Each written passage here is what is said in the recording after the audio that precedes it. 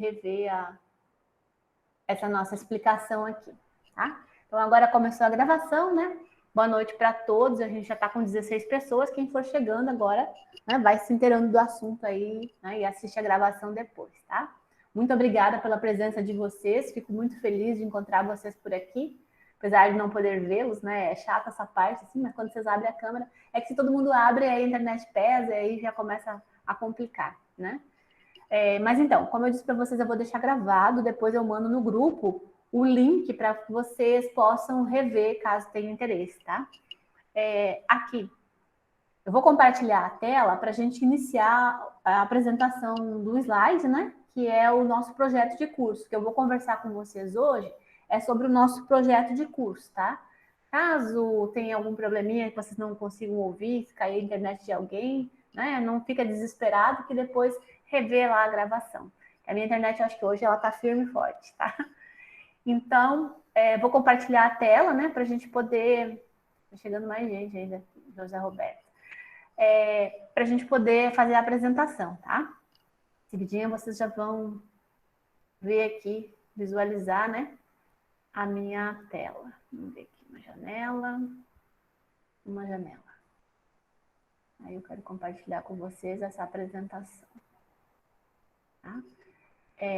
Eu vou pedir, então, para todos que, se possível, deixem os microfones fechados para não dar interferência. E quando vocês quiserem falar, pode ficar à vontade, tá?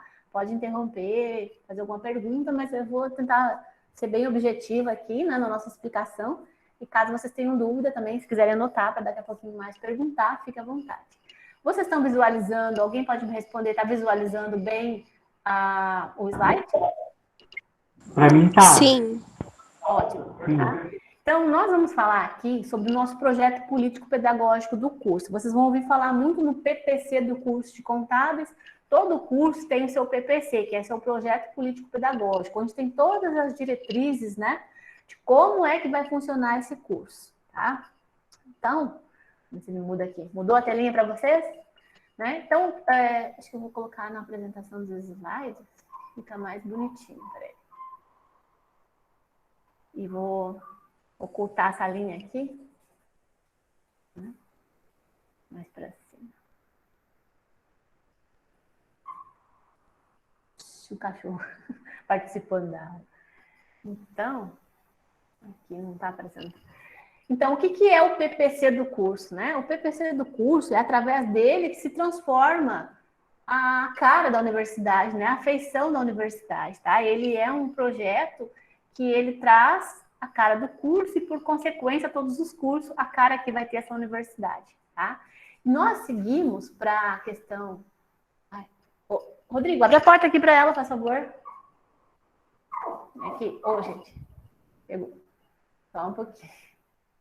Apresentar de casa tem isso, né? Então, aqui. Não está mudando a tela. O que é o nosso PPC? Qual é a diretriz, né, que se tem em relação ao PPC? O que a gente segue em relação ao PPC? A gente segue os sinais. O que é os sinais, né? Os sinais é o Sistema Nacional de Avaliação da Educação Superior. E ele tem 3 vieses, né, de avaliação, que é a avaliação da universidade, da instituição como um todo, a avaliação do curso e a avaliação do estudante, né? Então, na avaliação da universidade, isso se faz através da autoavaliação e da avaliação externa, que é em loco, né? De tempos em tempos, vocês vão receber um questionário para vocês responderem, né? Como que é a estrutura da universidade, como que são os professores, como que são as aulas e etc, né? E tem também a avaliação do curso, que é feita, né? Pelos alunos, pelos professores, é feito também pelos técnicos, né? Todas essas pessoas participam do que a gente chama de CPA, que é a nossa Comissão Própria de Avaliação, tá?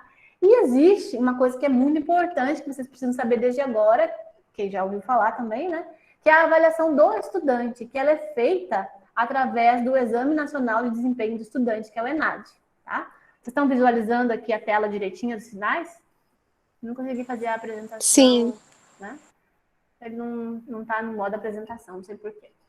Mas está visualizando, tá bom, né? Então, são essas três bases aí de avaliação. Aí, com isso, né, o MEC avalia a responsabilidade social da universidade, o desempenho dos alunos, como que se dá a gestão dessa universidade, né? Como que é o corpo docente, como são as instalações dessa universidade.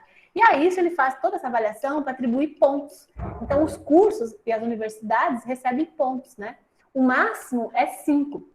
Se vocês entrarem na página da universidade agora da UFR, vocês entrem sempre na página da UFR, tá, gente? Que a UFMT está deixando de ser, né, a nossa página principal, é a UFR agora. Vocês vão entrar lá, vocês vão ver que o curso, por exemplo, de medicina da universidade aqui, de Rondonópolis, e também da UFMT de Cuiabá, eles tiveram nota máxima no ENAD, né? Uma coisa muito boa, tá? E nosso curso de contábeis, na última avaliação do ENAD, ele ficou com um 3. Um 3 bem gorduchinho, quase um 4, né? Por que ele não ficou com 4 ou 5? Porque várias coisas entram aí nessa avaliação, como vocês vão ver na sequência, né? E embora a gente tenha um corpo docente bastante qualificado e bem titulado, né? E os nossos alunos tenham ido bem na avaliação do ENAD, o que pesou foi a questão estrutura, né, da nossa universidade, que é uma universidade muito antiga, nosso curso mesmo já vai fazer 40 anos, né?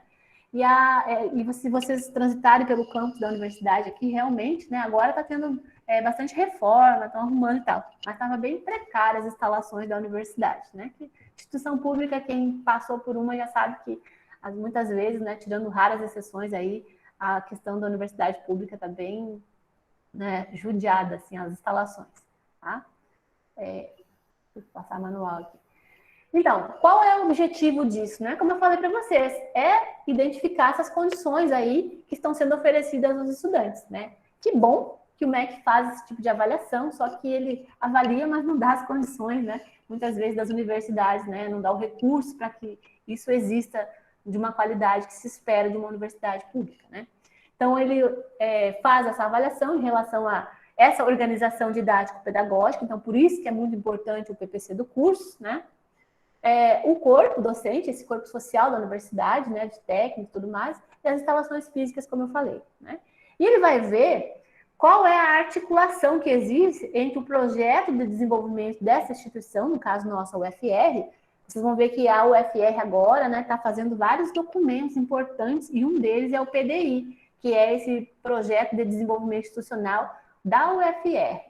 Então, o nosso projeto de curso, que vai passar por uma reestruturação agora em 2022, né? A última foi em 2018, que é a matriz que vocês entraram, em 2018. Então, o nosso projeto pedagógico de curso, chamado PPC, né? Ele traz o que é o currículo, qual é a vocação que a nossa universidade tem e o curso, né? Qual é a vocação do nosso curso e como é que se dá essa inserção regional do curso de contábeis da Universidade Federal de Rondonópolis, né?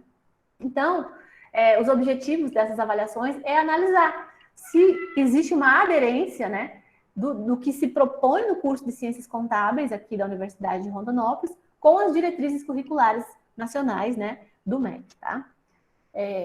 Na sequência aqui, a gente vai falar, então, qual é a função dos cursos superiores, né? Os cursos superiores, de uma forma geral, eles buscam desenvolver o potencial dos alunos, desenvolver suas habilidades, adquirir competências, porque as competências, a gente adquire elas mudam ao longo do tempo, né? Então, que o nosso egresso do curso de Ciências Contábeis, ele tem a competência necessária para desenvolver, né, a contento suas atividades profissionais, né? Para que ele possa atuar com bastante qualidade, né, nesse mundo que está aí em constante transformação, e a ciência contábil, quem já leu um pouquinho a respeito, viu que já passamos por grandes transformações e continuamos passando, né, porque o mundo globalizado exige isso, né, do profissional, tá? Então, o parecer, né, do Conselho de Ensino Superior e do Conselho Nacional de Educação, que a gente segue, é o 146 de 2002, né, lá de abril de 2002, que diz que as instituições de ensino têm que compor, né, seus projetos pedagógicos, e lá nesse projeto pedagógico elas têm que definir com muita clareza os elementos que vão, né, dar lastro para a concepção do seu curso, para o currículo, como que a gente escolheu as disciplinas do curso de contábeis, né? Como que vai se operacionalizar essas disciplinas, que regime que elas vão utilizar, que metodologias elas estão utilizando, né? Então, esse é o parecer. Tem alguém chegando aqui, eu vou ter que... deixa eu ver aqui. Onde é que está essa pessoa? Tem alguém pedindo licença para entrar na sala. Eu tenho que permitir, né? Vamos voltar agora, não sei se eu consigo Vocês continuam vendo? Voltou para o início o negócio aqui. Sim. Sim, dá para ver sim, professor. Sim. Tá. Aí, então, a gente tem esse parecer, né? Quem quiser depois pesquisar a respeito, ver como é que funciona lá, quem gosta dessa parte, né? Pode pesquisar essa lei.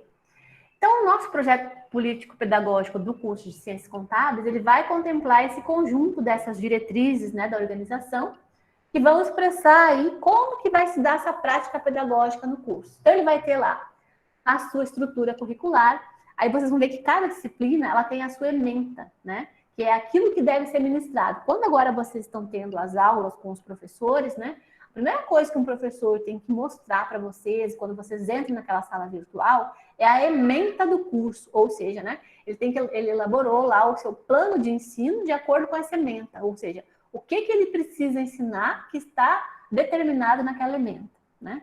Lá também tem as bibliografias que são utilizadas, né? E lá no PPC também vocês vão encontrar o perfil profissional que se espera de vocês, né? Nossos estudantes de contábeis, tá? E tudo mais que se refere, então, ao desenvolvimento do curso, né? Sempre obedecendo lá as diretrizes do MEC, né? E as do Currículo Nacional de Educação, tá? Então, o PPC, eu coloquei uma figurinha aqui, ele é uma construção coletiva da universidade. Quem é que faz o PPC? Quem faz o PPC é o núcleo docente estruturante da universidade, no caso do curso de contábeis, né? Cada curso tem seu núcleo docente estruturante, que é um grupo de professores que pensa o curso, né?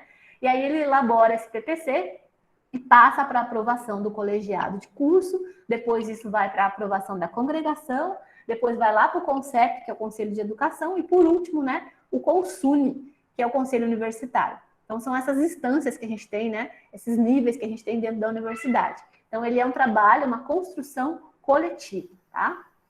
Então, como eu falei para vocês aqui, ele vai seguir essas diretrizes aí do Conselho Nacional de Educação, né, que culmina na avaliação, né, do ENAD, que traz essa pontuação para a universidade. E a universidade, que está marcadinha aqui, a IES, né, ela vai seguir o PDI, que é esse Projeto de Desenvolvimento Institucional. A UFR está na construção desse documento, porque é uma universidade que desmembrou da UFMT, e agora esse documento está sendo construído, mais uns dias aí ele vai para aprovação do CONSUNE, né, e as assembleias lá, as reuniões do CONSUNE, elas são públicas, elas são todas transmitidas, quem quiser assistir pode assistir, né?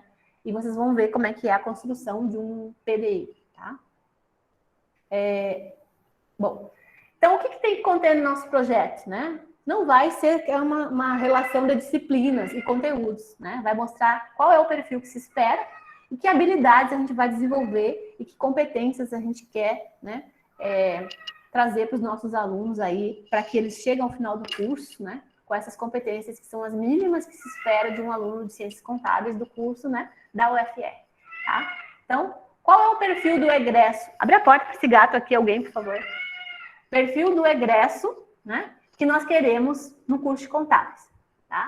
Existem atributos, vocês vão ver, de natureza humanística, de natureza, né, técnico-profissional, de natureza social. Então, no curso de contábeis, quando vocês saírem formados daqui, nós esperamos que vocês tenham um bom nível cultural geral. Então, não é o gato aqui, gente, tá? Não é só a questão específica, né? Ah, eu sou contador, eu conheço de contabilidade financeira, eu conheço de auditoria. Não, nós queremos que o nosso aluno tenha um bom nível de cultura geral, tá? Então, as leituras que são indicadas, né, os artigos, os trabalhos, a gente busca que o aluno conheça, né? Tenha essa cultura geral. Também, nós queremos cidadão com forte inclinação para métodos quantitativos em geral.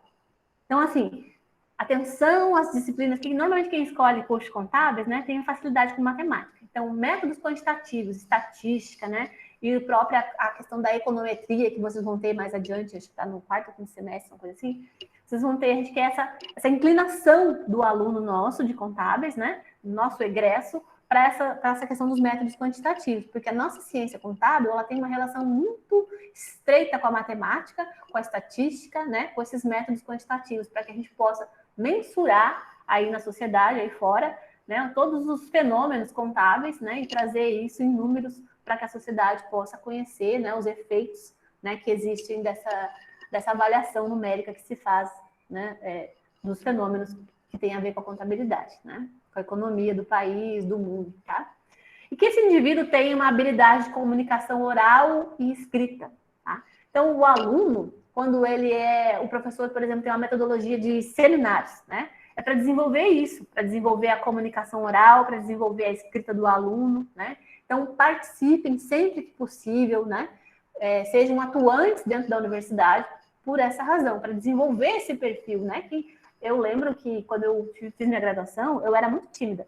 Ainda sou, né? Diz que ninguém deixa de ser tímido. Mas a gente vai desenvolvendo essas competências, né? Essas habilidades aí. Então, a comunicação oral, para todo profissional, ela é muito importante. E a gente não pode assim, se encolher no cantinho, né? E achar que ninguém vai ver e não quer ser visto. Não, a gente tem que se mostrar, tá? E uma das formas é se comunicando bem, né? Com uma boa oralidade. E isso, né, vem da leitura, da escrita, desse exercício, né, diário de leitura e escrita, tá? Então, a gente quer também um indivíduo que seja portador de um alto senso de responsabilidade, tá? Por quê? Porque o nosso profissional, o contador, ele vai ter que lidar muito com prazos, né? Com leis, né? Com a questão ética. Então, esse senso de responsabilidade, né? Deve existir. É uma dos atributos de natureza humanística que se espera do nosso egresso, né?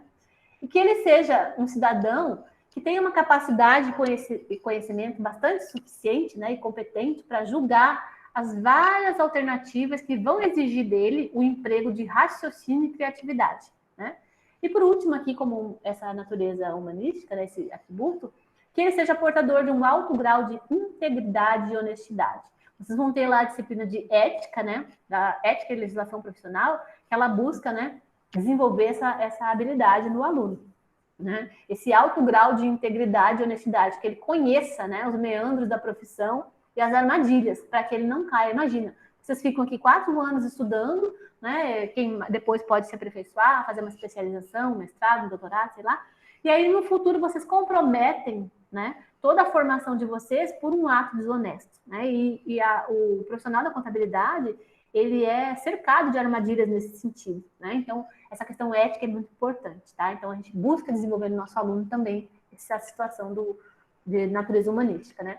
Os outros atributos que são de natureza social, a gente busca que esse profissional, nosso egresso, né, ele tenha um espírito de equipe. Então, por isso se faz muitos trabalhos em grupo, né? A gente busca essa questão do trabalho em equipe. Muitas vezes tem alunos que falam assim, mas eu quero trabalhar com fulano, com ciclano, né? E quer escolher os seus... Agora vocês estão no virtual, não está tanto acontecendo isso. Mas no presencial, acontece. A gente tem aquelas afinidades, né? E a gente quer trabalhar com quem a gente tem mais afinidade. Só que na vida real, não é assim que acontece, né? Você vai trabalhar numa empresa, ou você vai ter um escritório, ou você vai trabalhar como auditor, né? Um concurso público, alguma coisa. Você não vai escolher seus colegas. Eles estão lá. E você tem que desenvolver essas capacidades de trabalhar em equipe, né? Também, esse indivíduo deve demonstrar interesse e disponibilidade de cooperar, né? A gente sabe que hoje em dia a gente vive num mundo muito competitivo, mas a cooperação, né, é importante em questões, né, e buscar soluções para objetos da profissão, tá? E também que esse indivíduo tenha competência, né, para fazer críticas, sim, mas críticas construtivas, né? Evitando aqueles tititi, aquelas críticas que fazem mal, aquela situação que a gente fala sempre, né? Elogio se faz em público, crítica em particular, mas a gente sempre não deve fazer aquela crítica vazia, e sim uma crítica, né, que tenha um sentido para melhorar aquela situação que a gente que está sendo objeto de crítica, tá? E também que esse indivíduo tenha aptidões e habilidades para gerenciar pessoas, né? No desenvolvimento da profissão de vocês, né, vai ter mais dia, menos dia, vocês vão estar em gestão, né? Seja na educação, como, por exemplo, uma coordenação, uma chefia de departamento. Tem outra pessoa entrando, vou ter que dar uma pausinha aqui, vamos ver, cadê a pessoa?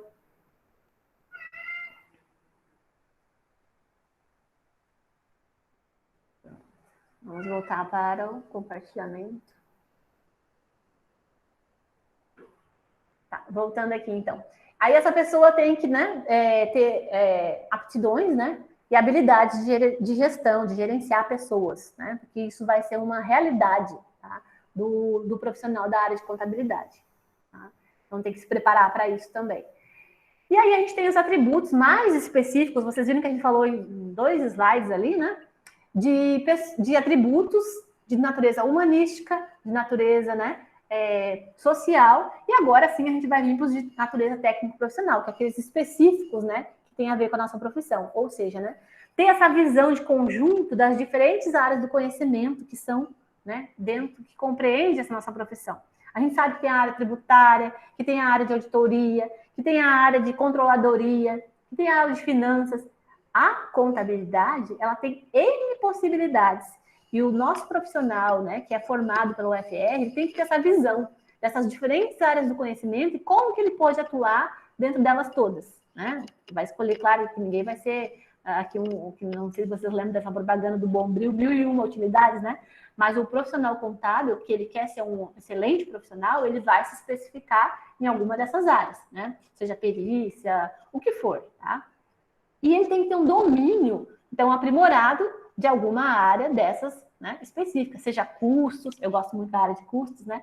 Vocês vão ver que tem a disciplina também, noções de atuária, que é o mercado segurador, ou seja, né, são muitas áreas que se abrem ao profissional da contabilidade, né? Então, ele tem que ter essa visão de conjunto, de como é que se relaciona aquela área específica que ele quer atuar com as demais, né?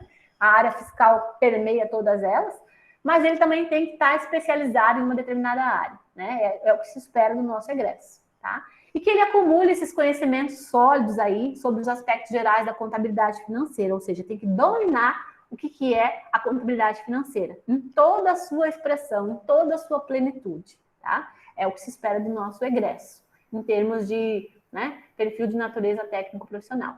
Além disso, comprometido com a atualização. Vocês que, não sei se conhecem o Conselho de Contabilidade, né, que é o que rege a nossa profissão, que, né, normatiza como é que a gente vai atuar, ele exige, principalmente dos profissionais da auditoria, um comprometimento com a educação continuada, ou seja, né, periodicamente esses profissionais têm que demonstrar que estão se atualizando, que fazem cursos, né, e a cada curso tem uma pontuação lá, dizendo de quanto que vale, né, para essa atualização em educação continuada. Quando vocês formarem, vocês vão ter lá o diploma de vocês não vão sair atuando já, assim, de vereda, como a gente diz, né? Primeira coisa que vocês vão ter que fazer é um exame de suficiência para poder ingressar na profissão. Porque quando vocês formam, vocês são bacharéis em ciências contábeis, né? E quando vocês passam no exame de suficiência, que vocês têm a carteirinha de vocês, do Conselho Regional de Contabilidade, aí sim vocês são contadores, né? Que é o exercício da profissão, o exercício legal da profissão, né? Então, exige-se essa atualização sempre. Vocês nunca vão parar de estudar, porque imagina só, toda hora está mudando a lei, toda hora a parte fiscal mesmo está mudando. Como é que o contador não vai se atualizar, né? Então, esse profissional tem que estar dotado de um alto grau de reconhecimento e preocupação com os atos individuais profissionais, com as avaliações, né, que vão ser revestidas de um grau de efetividade. E serem possuidores de uma capacidade de administrar adequadamente cronogramas, prioridades, prazos, né? Então, isso vocês já vão praticando na vida acadêmica, tá? Aquela situação assim, o professor marca determinada data e o aluno... A gente sabe que existe muitos problemas, né? Aí a internet que cai, a energia que falta, e N coisas da vida profissional e pessoal da gente que interfere também, né, na parte acadêmica. Mas já habituem a lidar com o cronograma de estudo, com as prioridades, com os prazos, né? Não ficar lá choramingando para a professora. Eu quero mais uns dias para entregar meu trabalho, ou entregar atrasado, ou perder prazo, né? Perder prova. Então, lidar já na vida acadêmica com essa situação de prazos, né? E cronogramas, tá bem? Estão ouvindo ainda aí?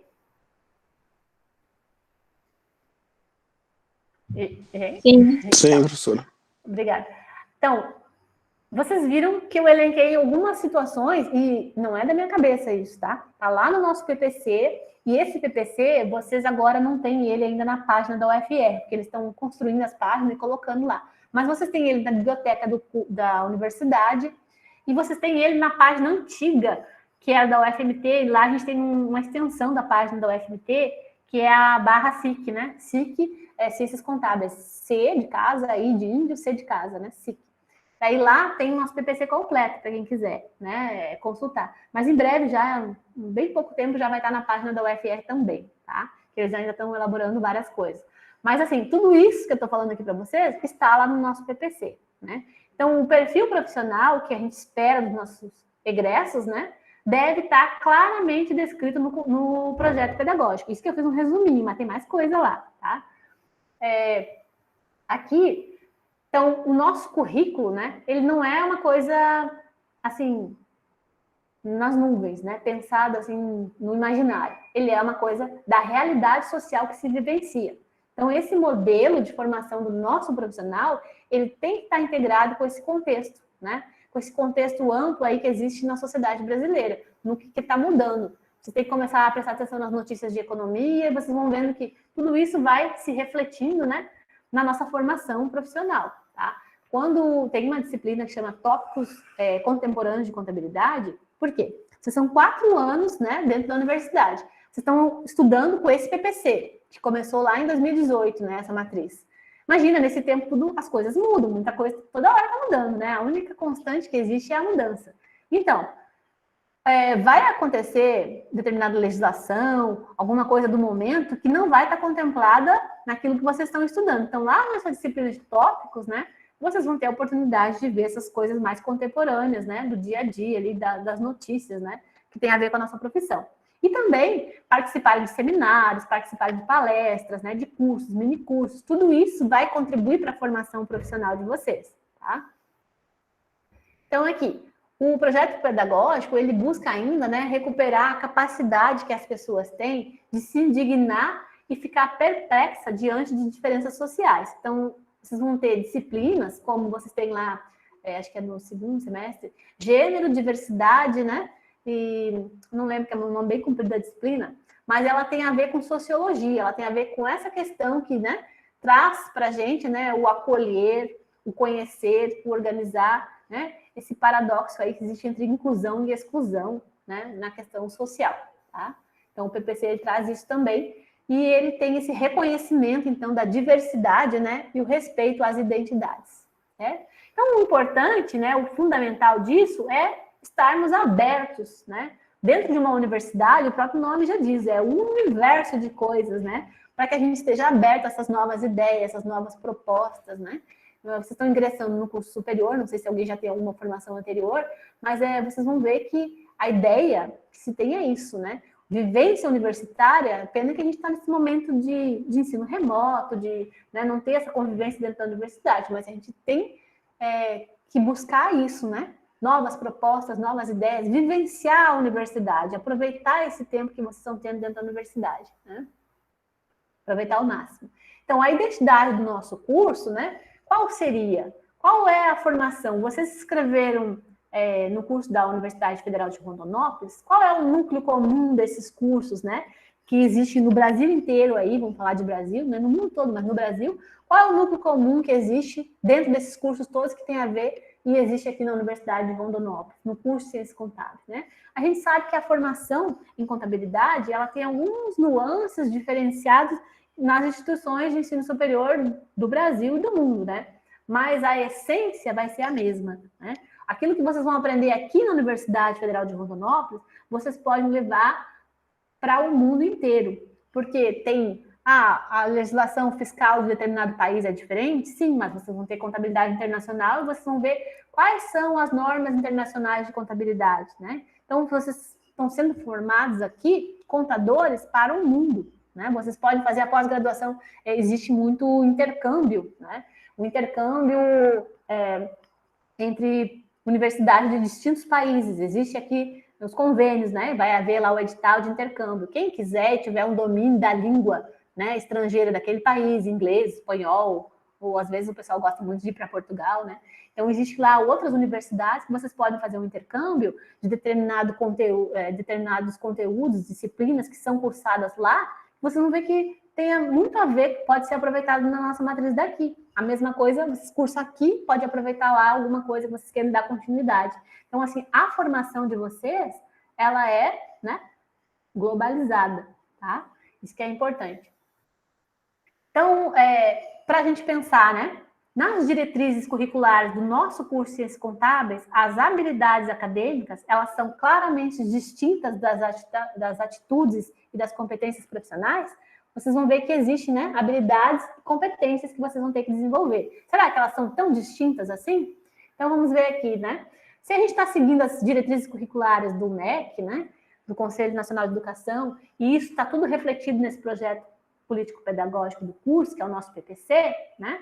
Quando vocês forem fazer o ENAD, né, que existe o ENAD para ingressante e o ENAD para concluintes, né? 2021 é sempre assim, de 3 em 3 anos, né? O último foi 2018, teve antes 2015, 2018, agora 2021, né? Então vai ter o ENAD agora em 2021, para ingressantes e para concluintes.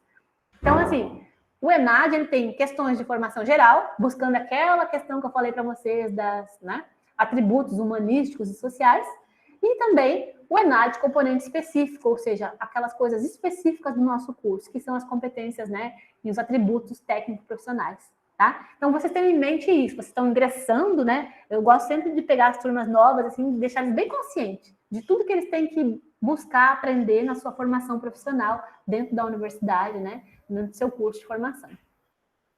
Então, o ENAD, ele verifica isso. Que competências acadêmicas, né, e que habilidades vocês estão adquirindo aí, né, que habilidades acadêmicas e competências profissionais nas suas respectivas áreas, né.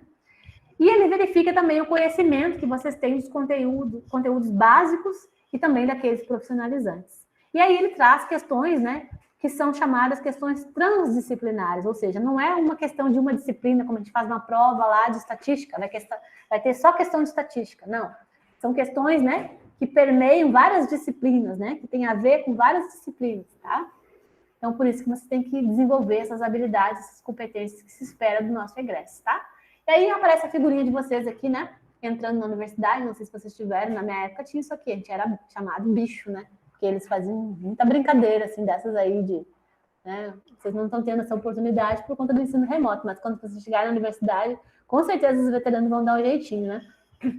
Mas aí, então, assim, né, ele vai avaliar o ENAD, a trajetória de vocês, desde a hora que vocês ingressaram na universidade até o finalzinho, né? Que competências vocês adquiriram, né? Qual o domínio que vocês têm daquelas coisas que se espera do perfil do nosso egresso, tá? Então, ele vai desenvolver, ele vai avaliar isso, né? Habilidades acadêmicas e competências profissionais, tá? Então, o que são habilidades, né? Tem uma definição aqui que fala que habilidades são propriedades psicológicas da personalidade. E elas estão voltadas para a execução de determinada atividade. Por exemplo, né, um jogador de futebol ele tem uma habilidade, ele tem uma, né, a gente diz que tem um dom assim, para isso, né? Então, o grau de sucesso na atividade depende muito da habilidade. Tá? Então, as habilidades que se busca, né? Que é uma característica psicológica, como eu disse, ela é primariamente uma característica mental, ou seja, né, ela responde às exigências de uma determinada atividade e ela influencia todas as condições iguais de sucesso, né, e domínio para a criatividade. Então, em particular, o domínio é relativamente rápido, fácil e completo do conhecimento. Então, a gente diz assim, eu tenho habilidade para matemática, por isso eu vou fazer contábeis. Eu tenho habilidade para cálculos, por isso eu vou fazer, né, contábeis.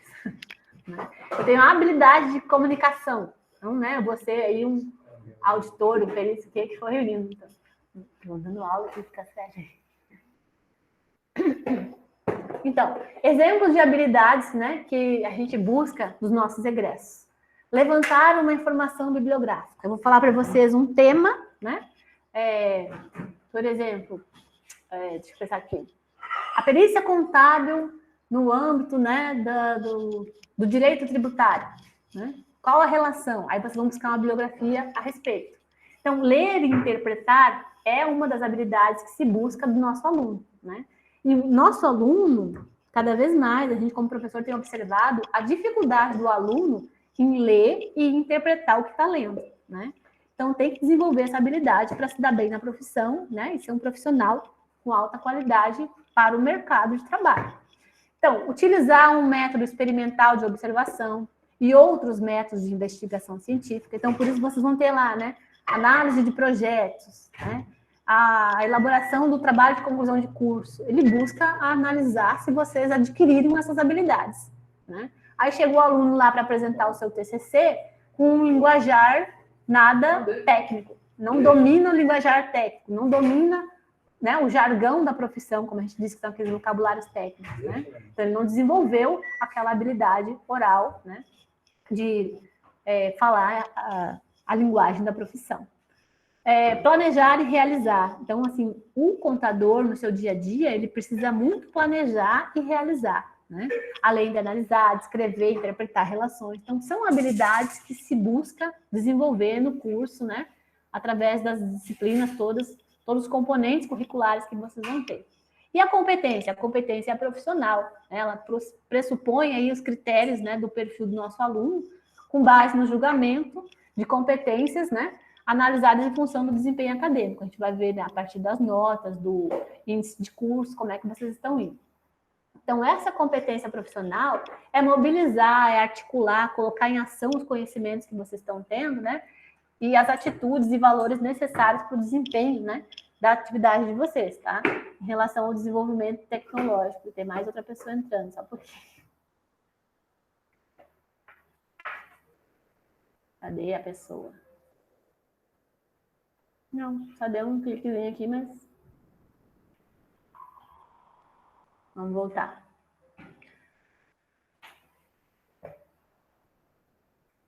Então, as competências, elas são adquiridas e elas vão variar com o decorrer do tempo, tá? Vocês podem, por exemplo, ter domínio de uma determinada idioma estrangeiro e com o tempo, se vocês desenvolverem e continuarem, né, vocês têm essa competência. Caso contrário, vocês vão, né, esquecer, cair no esquecimento e vocês perdem essa competência aí de um idioma, por exemplo. Então, as competências profissionais, elas se reportam a desempenho, atuação, né? A gente fala assim, fulano é competente no seu trabalho. Por quê? Porque ele tem domínio do conhecimento, porque ele sabe utilizar aquele conhecimento nos diferentes contextos que se apresentam para ele, né? Se demanda investigação, se demanda análise, avaliação, prevenção, né?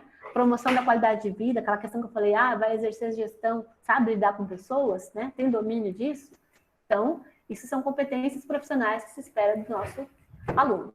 Então, nós chegamos, então, ao nosso PPC, né? Nosso PPC atual, a nossa matriz curricular, aqui, Vanessa, ela é de 2018, né? E a gente tem, então, qual é a situação dele dentro da universidade? Ele faz parte, ele começou na UFMT, agora UFR, né? No campus universitário de Rondonópolis, e a nossa faculdade, ela se chama FACAP, né? Que é a Faculdade de Ciências Aplicadas e Políticas. Por quê? Ciências aplicadas nós temos aí, né, a economia, a contábeis mesmo, e a gente tem a questão política por conta do direito, porque a faculdade FACAP está prevendo o curso de direito, então por isso política, né?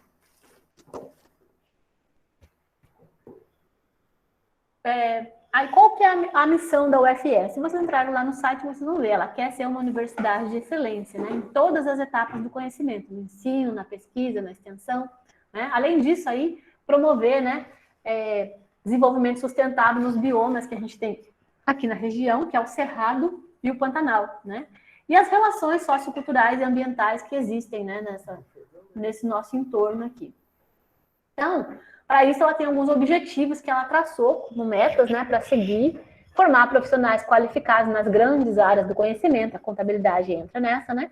Produzir e divulgar conhecimentos nas áreas do saber, promover atividades científicas culturais de relevância, né? E tem interação aí entre a academia, que no caso, quando falar academia, não é a Smart Fit ali, né? É a academia, a universidade, tá? E a comunidade.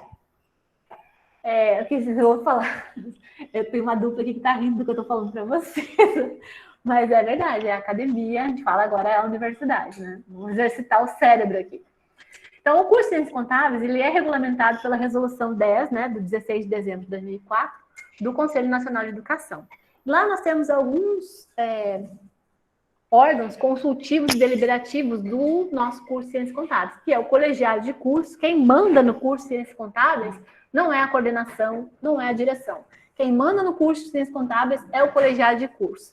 Tudo que vocês pleitearem vai passar pelo colegiado de curso e ele vai designar de acordo com as normas, né, com as diretrizes da universidade, se defere, se indefere, se dá prazo, se não dá prazo, né? Vocês vão ter muita familiaridade com as questões do colegiado de curso. Vocês já viram aí que tudo que vocês precisam tem que fazer um processo no SEI, né? Quem já teve essa oportunidade aí, E esses processos, eles passam pelo colegiado de curso, pela coordenação, e vão para o registro, dependendo, né? Ou para outra instância que for necessário. Tem a coordenação de curso, que vocês já estão conhecendo aqui um pouquinho, e nós temos também o corpo técnico administrativo, né? Que faz parte do nosso curso de ciências contábeis. E aí eu já falei bastante para vocês em relação ao perfil profissional, né? Que já descrevi aqui o que a gente espera em termos de habilidades e competências, né? Humanísticas e sociais e as técnicas profissionais. E aí nós temos o objetivo geral do nosso curso, que é formar, né, profissionais da contabilidade com níveis de especialização para atuar como auditor, como controlador, como analista contábil, como consultor de contabilidade, como contador, como analista financeiro e outras atividades que constituem prerrogativas da profissão contábil. Quando vocês entrarem no Conselho Regional de Contabilidade, quem não teve a curiosidade pode entrar lá no site do Conselho Regional de Contabilidade ou no Conselho Federal de Contabilidade, aí vocês vão ver quais são as prerrogativas do contador, ou seja, onde que ele pode atuar. Ele pode ser professor de contabilidade, ele pode ser várias coisas, né? Perito contábil, aí vocês vão escolher onde vocês querem atuar. Mas o objetivo geral do curso é formar profissionais para essas, né, especializações, para essas funções. Que ele seja capacitado a exercer qualquer uma delas. Claro que aí depois vai se aprimorando, né? Eu falei aquela questão da educação continuada. Então, não se trata aí de concessão de um mero título de graduação, bacharel em ciências contábeis. Não, mas se aprofundar nessas áreas aí da profissão do contador.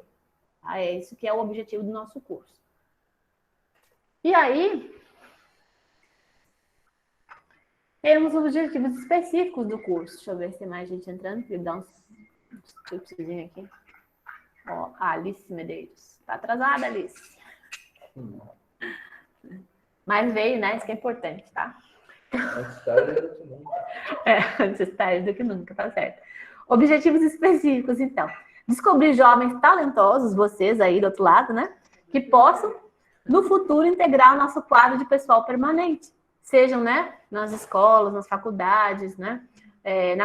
No ensino da contabilidade, nas matérias, né? Que são correlacionadas aí com a contabilidade. Intensificar o relacionamento entre a universidade e as empresas, né? A gente busca sempre isso através da extensão das pesquisas que são realizadas, do estágio, né? Reduzindo, assim, esse distanciamento aí do ensino teórico, né? E trazendo mais a questão prática. E proporcionando aos nossos alunos, aí, nossos discentes, né? Um entrosamento efetivo com a comunidade empresarial. Os nossos alunos, a gente tem uma grata satisfação que os nossos alunos, noturno até que é bem tranquilo, porque logo o aluno ingressa no curso, primeiro e segundo semestre, já estão estagiando nas empresas, buscam muitos, nossos alunos já saem do nosso curso, praticamente todos, né, empregados, a não ser quem é de outros estados, de outros lugares, sai buscar lá na sua cidade muitas vezes, né. E muitos daqui também têm saído para diversos, né, lugares aí do país, trabalhando, né, passando nos concursos e exercendo a profissão. Então, a gente busca isso, né? Aí, os alunos do matutino, eles têm essa coisa, eles entram no matutino e logo depois eles querem trocar para o noturno. Por quê? Porque eles arrumam um estágio, um emprego, né? Quase sempre é de dia, aí eles querem trocar para o noturno. Mas, então, a gente tem essa grata satisfação de ter nossos alunos todos, né, trabalhando já na área. E é uma coisa muito boa. Se conseguirem fazer um estágio logo de início, isso vai ajudar bastante no desenvolvimento de vocês, né? Então, assim, a gente busca oferecer aos nossos alunos essa aprendizagem aí, buscando essa visão de conjunto, né, da atuação do contador e um domínio dessas áreas que eu falei para vocês, né? Além dos conhecimentos sólidos que a gente, pode gostar de auditoria, pode gostar de perícia, de custos, mas vocês têm que, primeira coisa, serem bons, muito bons, né? Na base, que é a contabilidade financeira, tá? Tem que buscar essa base com bastante vontade, porque senão vai ser um contador bem meia boca, tá? Componentes curriculares do nosso curso, né? Nós vamos ter lá o que a gente chama de componentes curriculares, as disciplinas, né? Só que além das disciplinas, a gente tem um outro componente que eu falei agora há pouco, que é o estágio, né? E aí nós vamos ter duas modalidades de estágio. Logo, esse que eu falei que vocês logo começam a trabalhar, é o estágio supervisionado, não supervisionado, na verdade, né? O não obrigatório. Esse não, que ganha bolsa, que vocês recebem uma ajuda financeira, né? Para estagiar na área, né? De preferência sempre na área, tá, gente? Esse estágio não é o que eu estou falando aqui. Esse estágio ajuda bastante, né, financeiramente. Mas o que vale para componente curricular é o estágio supervisionado obrigatório. Esse aqui, sim, vai ter, né, um acompanhamento de um professor, ele vai ver se vocês realmente estão estagiando na área contábil, ele vai pedir relatórios, né, periódicos em relação a isso, vai ter uma avaliação, né, e conta horas, atividades para vocês aí como componente curricular. Tem também o trabalho de conclusão de curso, que no nosso curso aqui a gente tem duas modalidades. A gente tem a modalidade monografia, né, para o aluno que chegou até o 7º semestre e que não submeteu nenhum artigo, né, em algum periódico, aí ele vai fazer monografia. Caso contrário, vocês têm, né, até o 7º semestre a possibilidade de desenvolverem um artigo científico, com toda, né, a estrutura de artigo científico, e submeter isso a um periódico, né, que a gente vai indicar durante o curso, e aí vocês fazendo isso, vocês não precisam fazer a monografia, é uma opção, mas tem que chegar até o 7º semestre com um artigo submetido, não é nem aprovado, é submetido, né? Claro que se vocês não aprovarem ele até o 8º semestre, vocês vão ter que defender esse artigo numa banca, mas vocês vão defender um artigo e não uma monografia, tá? Tem também um outro componente curricular que se chama atividades complementares, né? O que são essas atividades complementares? São cursos, palestras que vocês vão assistir, né, em outros momentos aí, e isso vai contar como carga horária também para vocês. A carga horária de atividades complementares nessa matriz nova são 128 horas, né? Então, assim, tem palestra aí de 2 horas, tem mini curso que vocês podem fazer, tem a semana da contabilidade, que normalmente são 20 horas. Esse período agora a gente não está tendo por conta da pandemia, mas, né, todo ano a gente oferece essa semana da contabilidade. Tudo isso, tem monitoria, obrigada. Tem várias coisas que vocês podem desenvolver, né, dentro do curso, e claro, fora também, né. As atividades de extensão, eu tenho um projeto que chama Declare Certo, que é um projeto de imposto de renda. Esse ano também não acontece por causa da pandemia, mas, né, quando ele existe, tem uma procura bastante grande da comunidade, os alunos participam e também tem uma carga horária bem boa de atividades complementares. E aí eu falei do estágio supervisionado, né? É uma outra atividade que ela é prática. E a gente tem também as práticas, né? Práticas 1, práticas 2, práticas 3, que são, né, na área de trabalhista, na área fiscal e na área contábil, tá? E essas práticas são desenvolvidas em laboratório da universidade, tá? Com um programa, um sistema. A gente usa aqui o sistema domínio, né? Que é o sistema contábil domínio, para fazer essas práticas, né? Com os professores que atuam na área contábil já fora da universidade, então tem bastante experiência. Eu já falei do trabalho de conclusão, né, que pode ser artigo ou monografia, tá? É uma constante lá no regulamento, né, no nosso PPC.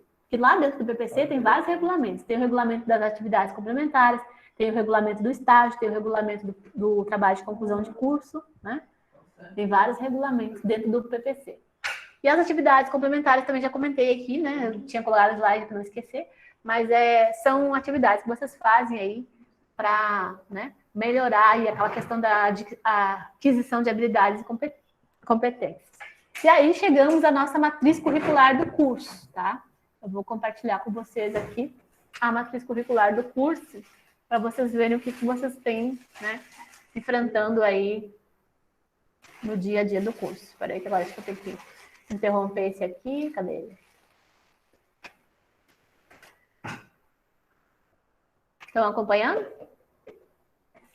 Alguma pergunta? Vou passar a matriz. Então, uma janelinha.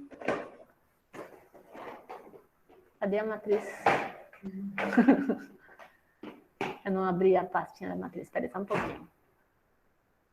Tem que deixar aberto, senão eu não compartilho. Matriz.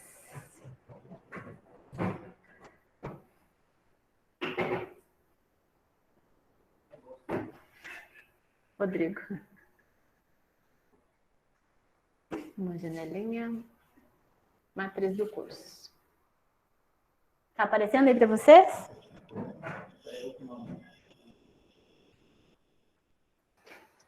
Sim. Então, aqui, essa matriz curricular, também chamada de fluxo curricular, é o que vocês vão ter de carga horária de disciplinas, né? No primeiro semestre, vocês estão tendo aí a língua portuguesa, a matemática aplicada ainda está sem professor. O professor... Cleiva, Pode falar. você está compartilhando a sua tela? Porque não aparece para mim, só aparece você mesmo falando. Peraí um pouquinho, deixa eu ver.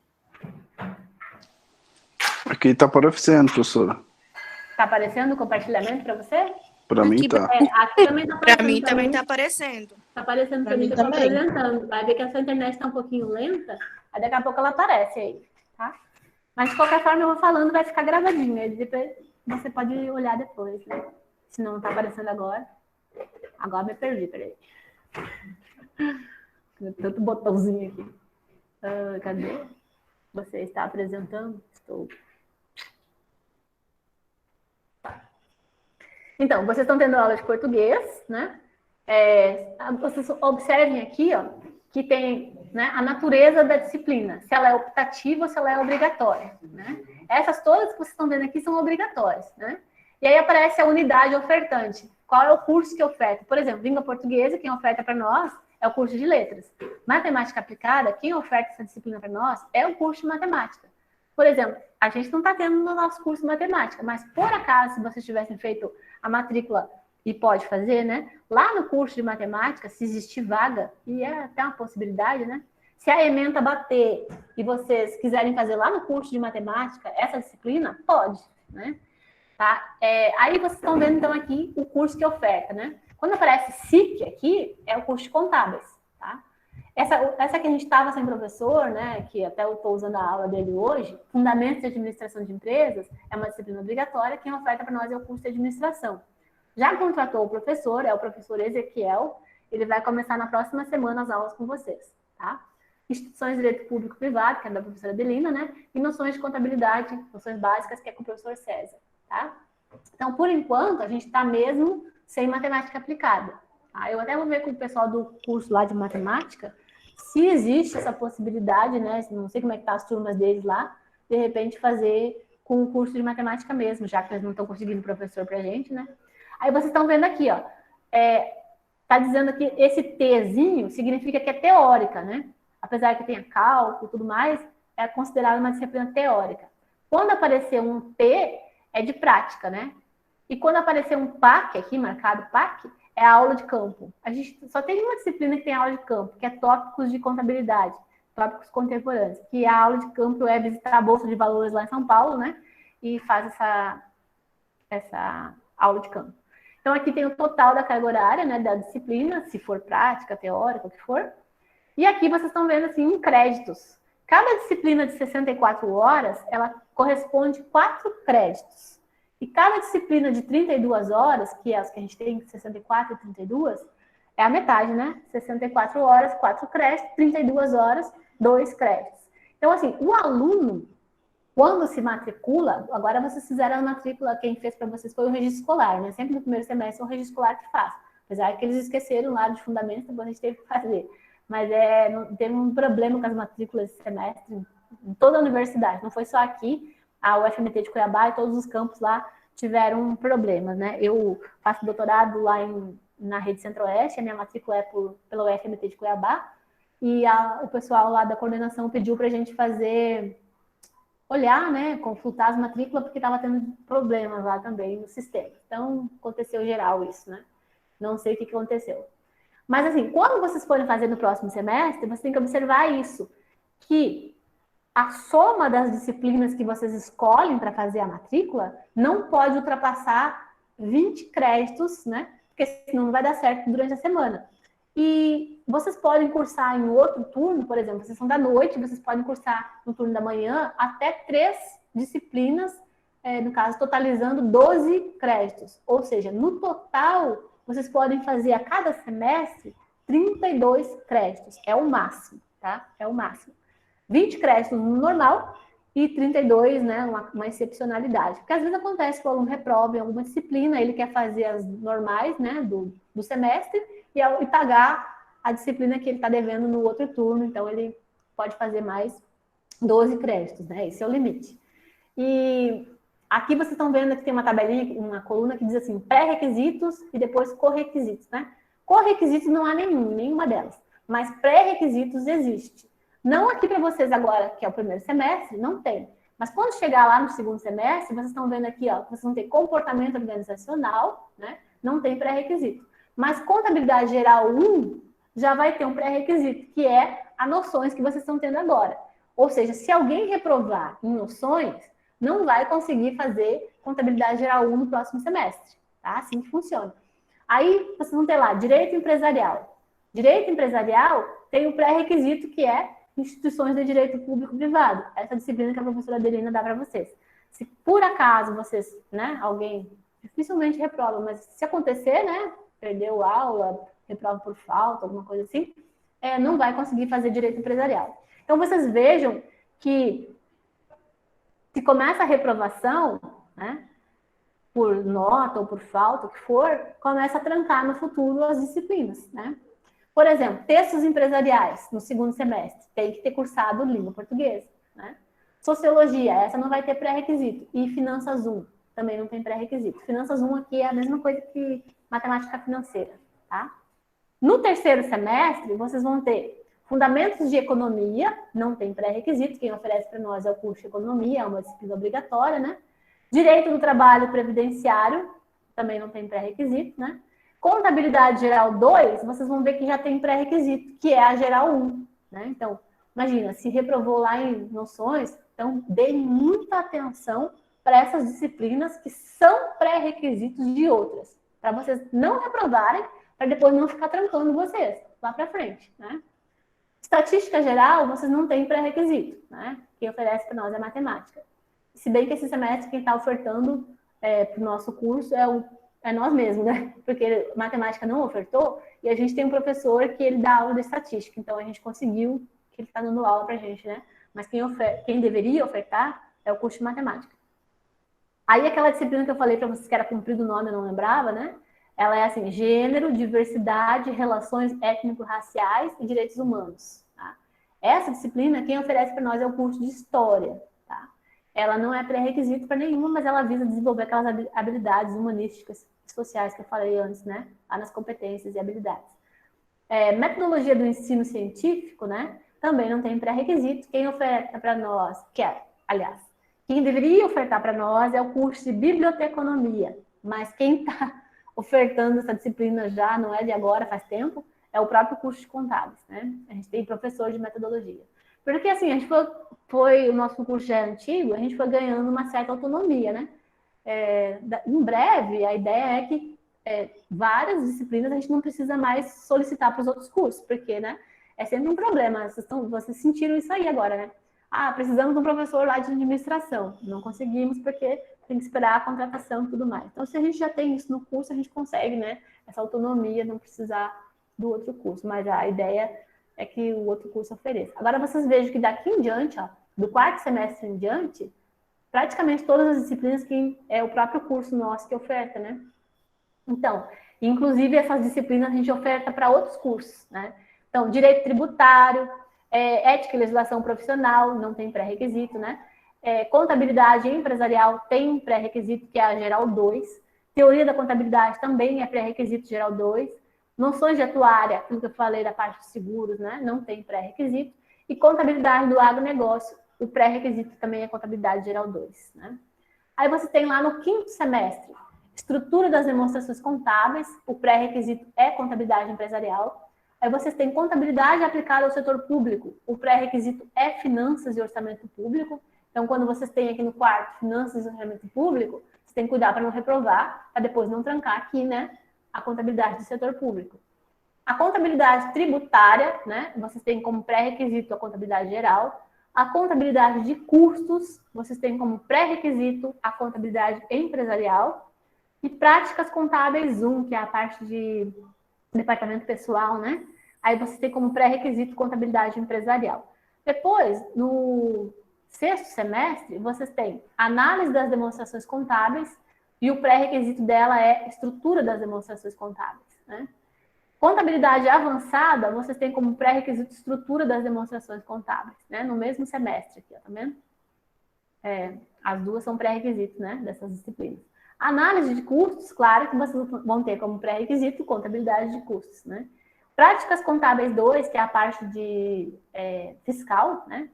Parte fiscal do laboratório, são 32 horas, é uma disciplina que tem 32 horas, né? O pré-requisito dela é Práticas Contábeis 1, né? Porque senão como é que vocês vão falar de tributos, né, e encargos financeiros lá, trabalhista e tudo mais, se vocês ainda não viram a parte trabalhista, né? Pré-requisito. Técnicas de projeto de pesquisa 1. Aqui já começa, né, o treino para vocês para a questão do artigo, né? Então, técnicas de projeto de pesquisa 1, ela visa explicar para vocês como é que elabora o artigo científico, né? Não tem pré-requisito, mas depois ela vai servir para práticas 2, né? Técnicas de projetos 2. Práticas 3, o pré-requisito é práticas contábeis 2. Aí vocês vão ter também no 7º semestre sistema de informações contábeis, né? E tem um pré-requisito que é contabilidade geral 2. Você tem perícia, mediação e arbitragem, que não tem pré-requisito. Econometria, que o pré-requisito dela é estatística geral. Por quê? Porque econometria é uma disciplina que trata de métodos quantitativos, né? Então, você tem esse pré-requisito da estatística. Fundamentos e normas de auditoria, aí o pré-requisito é contabilidade avançada, né? E técnicas de projeto de pesquisa 2, como eu falei, no 7º semestre, né? O pré-requisito é técnicas de projeto de pesquisa 1, que estavam ensinando vocês a fazerem o artigo, né? Aí quem chegou até aqui e já submeteu o artigo, não precisa fazer a monografia, né? Aí vai só aprimorar seus artigos. E no caso, no 8º, que é o último semestre, né? Vocês têm contabilidade internacional, o pré-requisito é geral 1.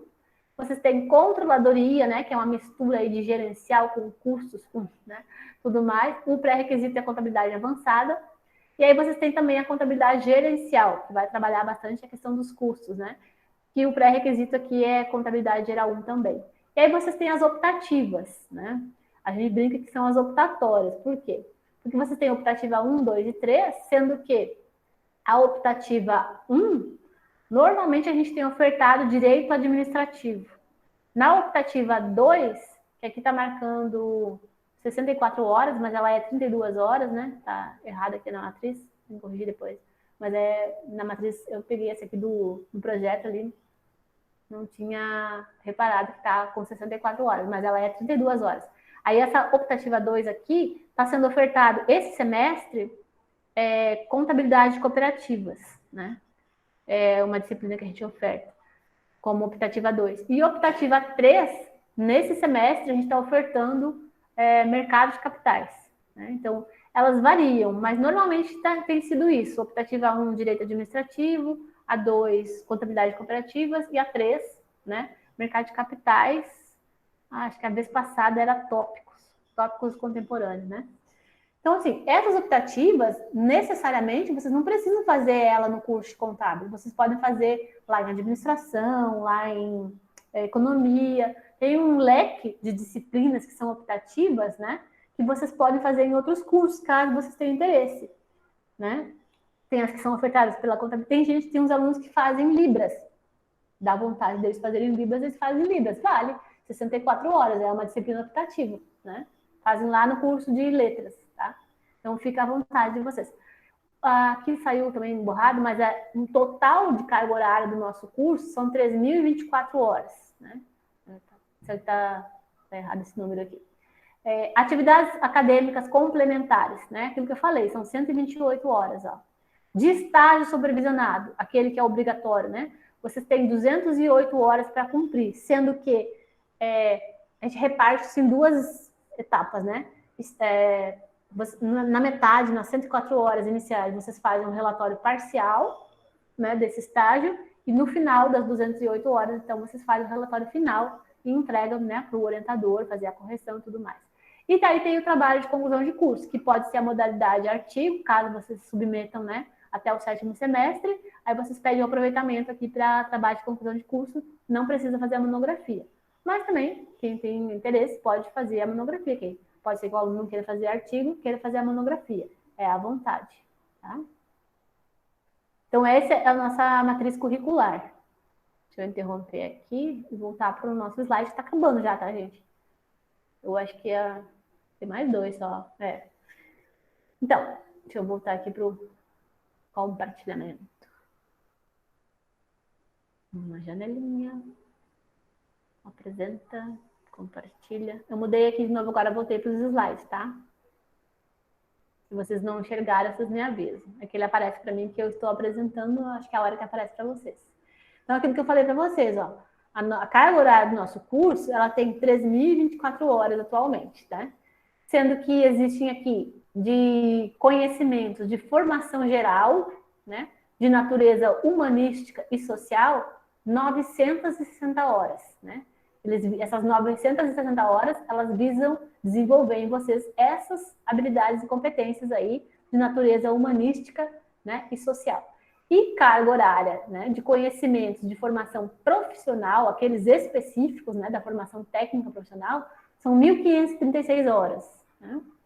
E aí tem também os conhecimentos e as atividades complementares, que entra aí, né, as técnicas de projeto de pesquisa 1 e 2, as optativas e as atividades complementares, além do TCC. Tudo isso soma 528 horas, que dá aquele total lá de 3.024 horas, tá?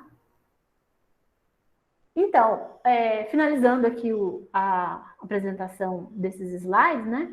A gente tem que o prazo para integralizar o curso são 8 semestres, ou seja, são 4 anos. E claro que existe aí a tolerância, né? Que eu falo que é o máximo, né, que se permite o tempo normal, que são esses 8 semestres, mais a metade, né, que seriam 12 semestres. Então, 8 semestres é o normal e o tempo máximo permitido, que é mais 4 semestres, a metade do que faltaria ali, né. Então, tanto para o matutino quanto para o noturno, né, o curso deve ser integralizado nesse período. Caso o aluno, por uma eventualidade, não sei qual for, né, ele passe nesse período aí, ele vai ter que fazer novo Enem, né, e pedir aproveitamento das disciplinas. Provavelmente vai acabar entrando numa outra matriz, né, e isso complica um pouquinho a vida da pessoa.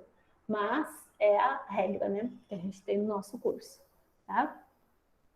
Então, vou interromper aqui o compartilhamento e aí volto para vocês aqui para a gente, né, saber das dúvidas, das perguntas que vocês tenham em relação ao nosso projeto político-pedagógico do curso. Tá? Fiquem à vontade para fazer as perguntas de vocês a respeito, né? Se eu souber responder logo aqui, senão a gente vai pedir socorro ao colegiado de curso. Tá? Tem alguma pergunta? Pode abrir o microfone e falar. Se quiser falar no chat também. Deixa eu ver se alguém fala alguma coisa no chat.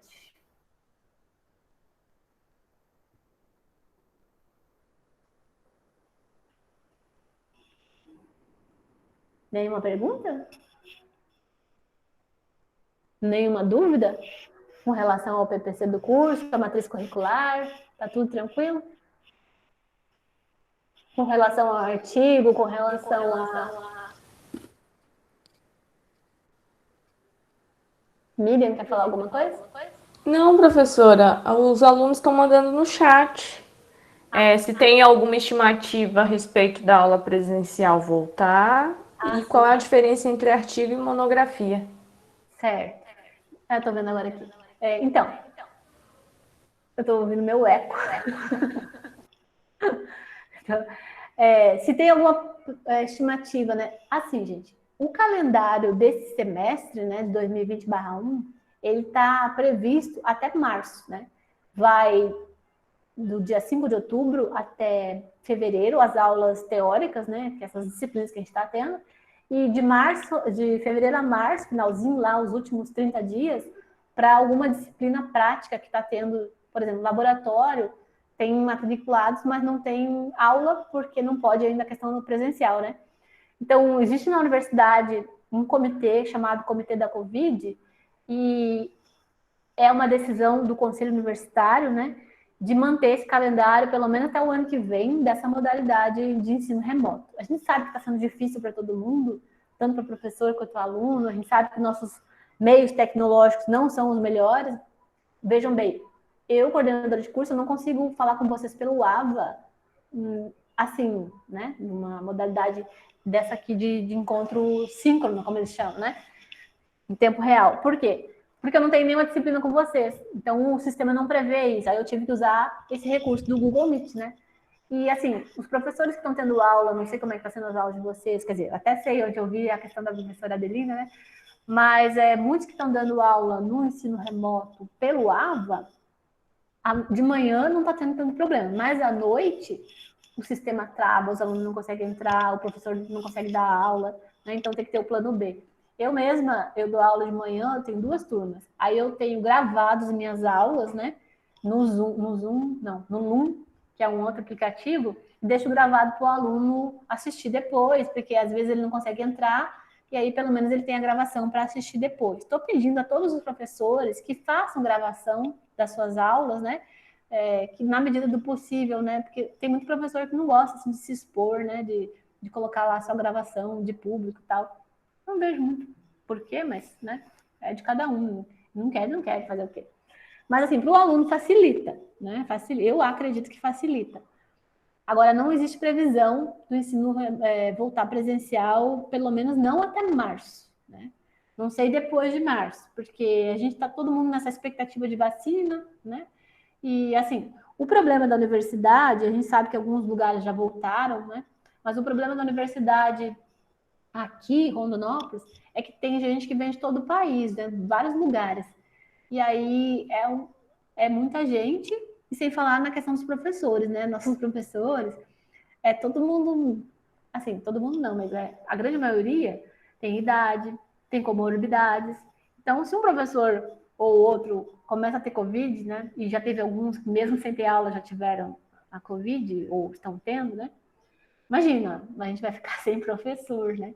Então é meio complicado. Então, por essas razões, né, está acontecendo a aula no ensino remoto por enquanto. Eu sei que é bem difícil para a gente, para todo mundo, mas, né, é o que temos por enquanto. Então, aqui a outra pergunta do Murilo qual é a diferença entre artigo e monografia? Assim, o artigo, o artigo e a monografia, os dois são sobre temas específicos, mas a estrutura, né, do artigo é diferente da estrutura da monografia. Eu vejo que ela diferencia mais em termos de tamanho do que no geral, porque se a gente for pensar, para fazer a construção de um artigo, a gente tem que pensar nas mesmas coisas que a gente pensa para uma monografia, né? Só que é como é que eu vou dizer, uma amplitude menor, né? É menos número de páginas, né? Você escreve menos, né? Mas também você tem que ter um poder de síntese muito grande de colocar o seu assunto naquele tanto de páginas ali, né? Porque normalmente um artigo, ele fica aí, os grandes, né? Em torno de 20 páginas por aí, né? E já uma monografia de 20 páginas é o projeto de monografia, né? Na verdade, a monografia, ela fica uma monografia razoável, com conteúdo, ela fica em torno de 50 páginas. Então, assim, eu vejo a diferença mais em termos de tamanho, né? E você, no artigo, assim, a monografia, ela não tem tanta visibilidade quanto tem um artigo. Você publicar um artigo, a gente tem nosso evento aqui da universidade, o CONASUM, vocês devem estar ouvindo falar já, né? Que é o congresso aí do curso de administração. E para o ano que vem, a gente já, contábeis também está inserida nesse congresso. E a gente tem publicado muito, nossos alunos têm publicado muito, né? E outras revistas também, né? Outros periódicos, os alunos têm publicado bastante mesmo, né? Então, é uma coisa assim que traz visibilidade, né, profissional para o aluno, que tem essa facilidade, né, de publicar, de escrever, porque é sempre assim, é sempre junto com o professor, né? O professor orientador publica junto com o aluno. Então, é tranquilo. E a monografia, ela fica disponível na biblioteca? Fica. É pública? É. Mas o artigo tem mais visibilidade, né? Então, eu vejo essas diferenças, assim, questão de estrutura, tamanho, né? Mas quando se pensa um artigo, se pensa a monografia, quase as mesmas, né, forma de metodologia, só que é menorzinho o artigo, né, e dá mais visibilidade para quem escreve, né, tem mais circulação. A Daniele pediu para falar como vai funcionar o estágio, né. Mais para frente a gente vai explicar, Daniele, mas assim, em linhas gerais, eu vou te dizer que vocês podem, o estágio é obrigatório, né, que eu tô falando, vocês podem estagiar a partir do 5º semestre, vocês concluíram o 5º semestre, 6º, 7º, 8º, você já pode estagiar o obrigatório, né? Aí vai ter, a gente tem um supervisor de estágio, né, que agora no momento é o professor Anderson, e aí esse professor ele vai mostrar para vocês quais são os formulários que tem que preencher para os relatórios, para o termo de compromisso da empresa. Atualmente, quem está fazendo o estágio tem que pedir para a empresa onde está estagiando, inclusive, um termo, uma declaração, né, que chama de... que atende todos os protocolos de saúde por conta do Covid, né? Então, aí, depois que monta esse material todo do solicitação do estágio, né, faz a matrícula para aquele período em estágio, né, que só vai fazer matrícula em estágio quem vai estagiar fora, né? Aí o que acontece? O aluno faz um processo no SEI, com toda essa documentação aí do estágio, né? E aí vai ter acompanhamento de um professor orientador e vai fazer os relatórios. Quando ele finaliza os relatórios, o professor vai dar a nota e aí a gente caminha para o registro escolar fazer, né, a inclusão no histórico do aluno desse estágio. Isso é o obrigatório, né? Mas existe, como eu falei, aquele estágio não obrigatório, que aí esse não precisa passar por tudo isso, né? Recebe bolsa lá e tal, é mais tranquilo. A empresa, as empresas que buscam os nossos estagiários, elas já mandam o contrato, né? A gente assina, lê lá direitinho, vê que tá tudo certinho, e é mais tranquilo essa parte do estágio não obrigatório. Mas o obrigatório é a partir, na verdade, a partir do sexto, né? Depois que você cursou o quinto semestre, né? Você já cursou todos os créditos ali, aí você já pode estagiar, né? Mas mais adiante, quando chegar nesse período, a gente vai ter que relembrar vocês, né? Que até lá vocês esquecem como é que funciona, tá? Aí o supervisor de estágio faz reuniões, né, com os alunos para explicar. A Beatriz perguntou: as matérias do curso complementares serão feitas durante o semestre ou em um período específico? Desde hoje, desde o ingresso de vocês no primeiro semestre, vocês já podem começar a fazer, né, atividades complementares. Vocês podem fazer curso online, curso presencial, palestra que vocês assistem. Lembra que estava tendo umas lives aí no começo? Tinha umas que, se vocês fizessem inscrição antes, vocês recebem o certificado. Então, o que vocês vão fazer? Vão fazer uma pasta com todas as atividades. Por quê? Porque vocês não vão entregar elas agora, nem no primeiro, nem no segundo, nem no terceiro semestre. Vocês vão entregar elas quando vocês julgarem que já preencheram 128 horas de atividades complementares, né? De palestra, de minicurso, de o que for. Existe um regulamento das atividades complementares, né? Onde tem uma descrição de todas as atividades que contam, né? Por exemplo, quem faz o estágio, o não obrigatório, aquele que ganha a bolsa, né? Fora do obrigatório, a cada semestre que você tem de estágio não obrigatório, conta 12 horas, né? Como atividades complementares, né? Então, já é alguma coisa também. Então, são várias atividades que contam. Aí, depois a gente... Mas, assim, palestra, curso, minicurso, tudo que for fora da... Né? E, assim, tem aqueles que são na área, eles valem mais carga horária do que aqueles que são fora da área. Por exemplo, esse evento que vai ter agora do Conasum, ele vai ser todo online, né? Ele também conta horas. Então, não estou lembrada agora quantas horas que vai ser. Mas ele conta horas também de atividades complementares.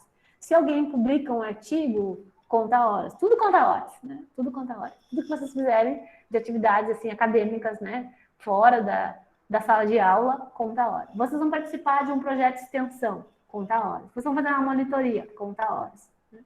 Tudo conta horas, tá? Deixa eu ver o que mais tem de pergunta aqui. O Lucas perguntou: se um aluno perder em uma disciplina e no outro semestre ele precisa da aprovação da disciplina, para cursar a disciplina B, como faz? Não pode, né? Não pode cursar junta. Se você, aquela questão do pré-requisito, né? Se você, por acaso, agora reprovar, só uma suposição, né? Isso não vai acontecer. Se você reprovar, por exemplo, em noções básicas de contabilidade, a disciplina A, como você colocou, né? Aí no semestre seguinte, você quer fazer contabilidade geral 1. Não pode. Por quê? A noções é pré-requisito, tá? Tem que fazer ela antes, tem que ter a aprovação dela antes. Porque, assim, por que tem esse pré-requisito, gente? Porque o conhecimento que você está tendo naquela disciplina, ele é exigido para que você tenha condições de acompanhar a próxima, entendeu? Se você não for bem em noções de contabilidade agora, como que você vai fazer a contabilidade 1, tá? Né? É que nem assim, eu preciso saber sistemas lá, lembra sistemas lá na matemática? Aí eu tinha que saber todas aquelas regrinhas antes, né? Para poder fazer sistemas. A regra de sinal, coisa e tal. Vou fazer sistema sem saber regra do sinal? Não pode. É a mesma coisa aqui, né? Vou fazer contabilidade geral 1 sem saber noções? Ou então, vou fazer contabilidade geral 2 sem ter feito contabilidade 1? Vou fazer contabilidade empresarial sem ter feito, né? A mesma coisa lá, instituições de direito público e privado, que lá é pré-requisito para direito empresarial. Se reprovar, não vai poder fazer direito empresarial. Existe uma possibilidade, aliás, existiu, né? Agora está meio difícil de acontecer isso, que o aluno pede ao colegiado de curso a quebra do pré-requisito. Mas normalmente isso acontece com formandos, né? Às vezes o formando ele não conseguiu passar em uma disciplina lá no começo e tal, e ela era pré-requisito lá da última, por exemplo, né? Acontecia bastante, agora não está tendo muito, nessa matriz está diferente. Daí o aluno pedia quebra do pré-requisito para ele poder cursar ao mesmo tempo a antiga e a nova, né? Mas atualmente não está acontecendo muito isso, não, tá? Se perder uma que é pré-requisito, tranca, tá? Tranca mesmo.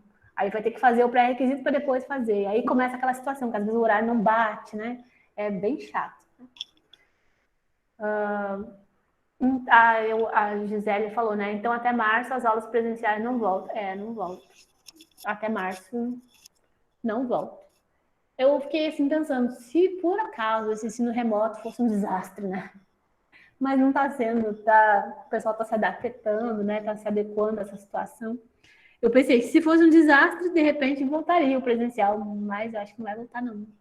Acho não, tenho certeza, né? Pelo menos no Consune, e até agora foi aprovado, né? Para esse período. Todo mundo se organizou, se planejou para esse período, não vai voltar. Agora, depois de março, eu não posso dizer, porque a gente não tem certeza de nada, né? É uma incógnita, tá? Vamos ver se tem mais perguntas aqui. As matérias optativas são feitas no período normal, de segunda a sexta? Sim, você pode perceber que elas foram deixadas, né, para o 8º semestre.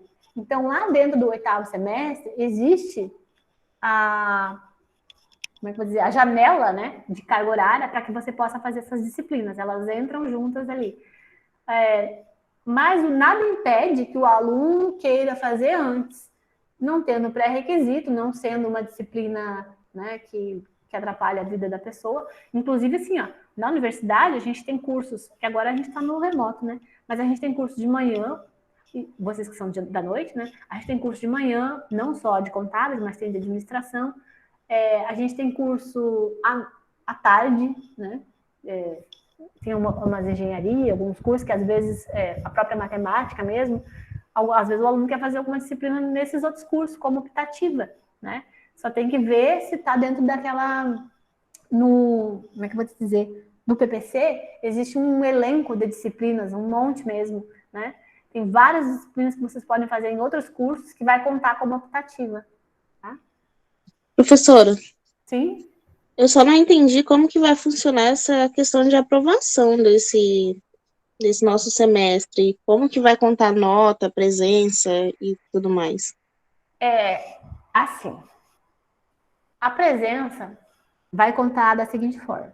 Quando a aula for, tipo isso que a gente está fazendo aqui, que eles chamam de aula síncrona, né? Em tempo real, tem muito professor que só está dando aula assim, né? Não só para vocês, mas para outras turmas, que só está dando aula síncrona. Chega aqui como se estivesse na sala de aula, não sei se tem um outro tipo de material, mas ele fala, né? Explica lá. Não sei se mostra algum material, mas tem esse tipo de aula, que é a chamada aula síncrona. Aí, muitos professores que estão dando aula só dessa modalidade, eles estão registrando a presença na hora, né? Faz a chamada aqui do aluno que nem fosse aula presencial, tá? Só que, no caso, virtual. E existem professores que só estão dando aula assíncrona. O que é uma aula assíncrona?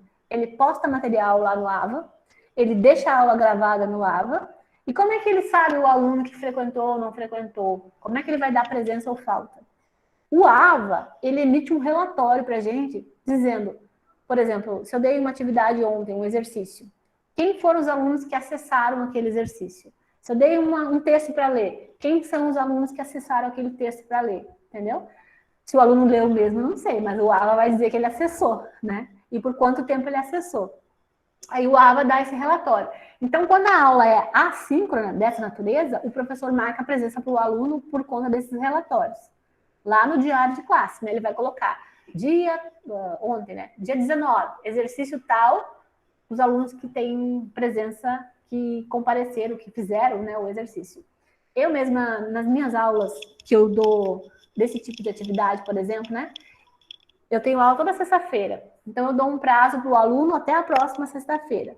Todo mundo que está naquela atividade, né?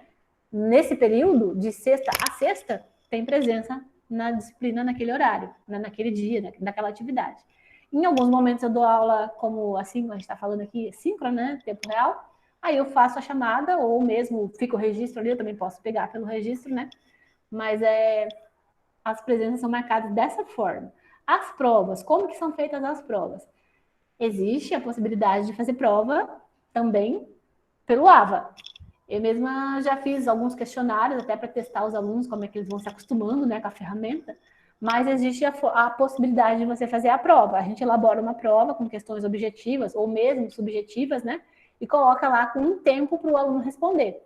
A gente pode misturar as questões, ou seja, né, um aluno que está respondendo A, o outro lá pode, a resposta certa dele ser B, ou ser C, ou D, né, porque as questões misturam, né, então aí o aluno fica...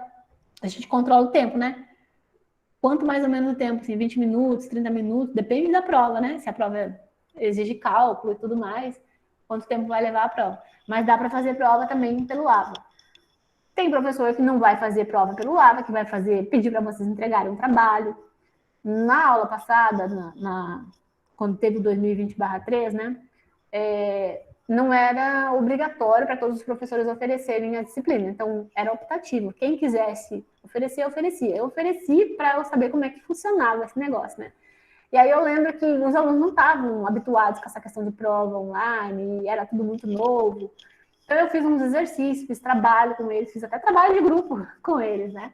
E na última avaliação, eu pedi para eles gravarem um videozinho, né, do que eles entendiam que era lá no caso, as tábuas biométricas, né, que a gente estava falando de atuária, e aí eles fizeram uma gravação dentro daquilo que eu pedi, um videozinho de 5 minutos, 3 minutos, por aí, de 3 a 5 minutos, né, porque é quase uma prova oral, assim, mas foi bom porque eles tinham tempo de se preparar, né, de se organizar e gravar, né, se eu tinha que ficar gravando aula para eles, que eles tinham que gravar uma aula para mim também. Daí foi uma forma que a gente avaliou também, né, mas pode ser trabalho, pode ser o que o professor definir com vocês, né, tá? Pode ser trabalho, prova, o que for mais interessante para a turma, para o professor, né? O combinado que vocês têm. Mas aí as avaliações, elas podem acontecer, elas podem não, elas devem acontecer, né? Que é uma das exigências, né? Da resolução que instituiu esse calendário, que no final exista uma prova, né? Aí a modalidade da prova é o professor e o aluno, a turma que escolhe, né? Se vai ser prova objetiva, subjetiva, trabalho, vídeo, prova oral, sei lá, né? Fica a critério do professor e da turma, ok? Professora, em relação à presença, tinha que ser mais padronizado isso aí, porque às vezes, igual a senhora falou, você dá de sexta a sexta, quem entra lá tem presença. Porque a gente não sabe como que vai ser os outros professores. Por exemplo, tem material lá que você leva 3 minutos para baixar e você não vai ler dentro do AVA. Você fica lá no AVA 1 minuto e meio. Como é que, assim, fica meio... Não é uma incerteza no caso, né? Mas se você baixou, se você acessou, ele vai registrar a presença. O AVA registra no relatório isso, né? Porque entendi. Então não depende do professor, depende do AVA. Essa parte dessas atividades, sim. Depende se você acessou. Se ele postou um material lá, uma apostila, sei lá, um artigo, alguma coisa, você acessou, que eu te falei, você acessou, baixou, ele nem vai saber se você leu ou não leu, mas se você baixou, ele vai registrar. É desse jeito, né, que funciona. Ah, entendi, então.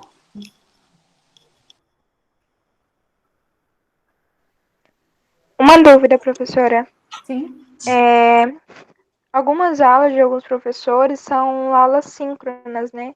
Se porventura chegar a perder uma aula, não puder assistir, algo assim, se assistir a gravação no outro dia, conta como presença ou não, porque não foi na hora da aula?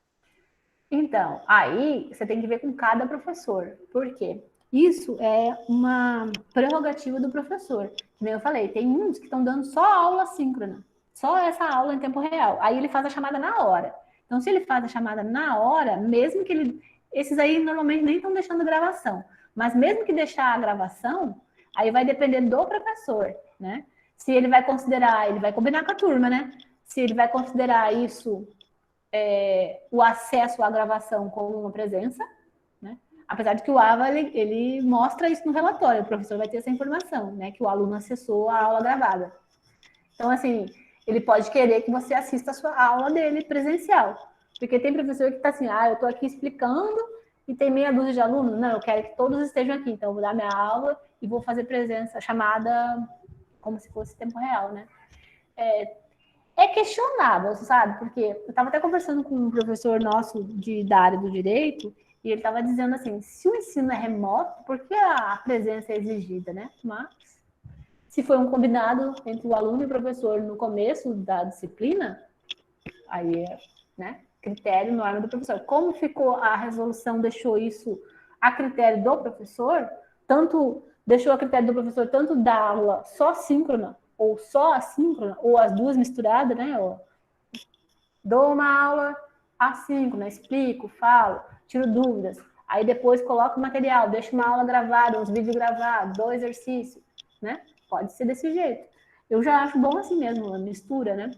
Mistura no sentido de que grava umas aulas, o aluno assiste, deixa uns materiais, o aluno lê, faz exercício, né? Entrega atividade nos prazos lá, e de vez em quando marca alguma aula presencial, assim, em tempo real, para tirar dúvida, para explicar alguma coisa que não ficou bem clara. Porque na nossa área, contabilidade, tem muita coisa que a gente tem que mostrar para o aluno como é que faz o cálculo, né?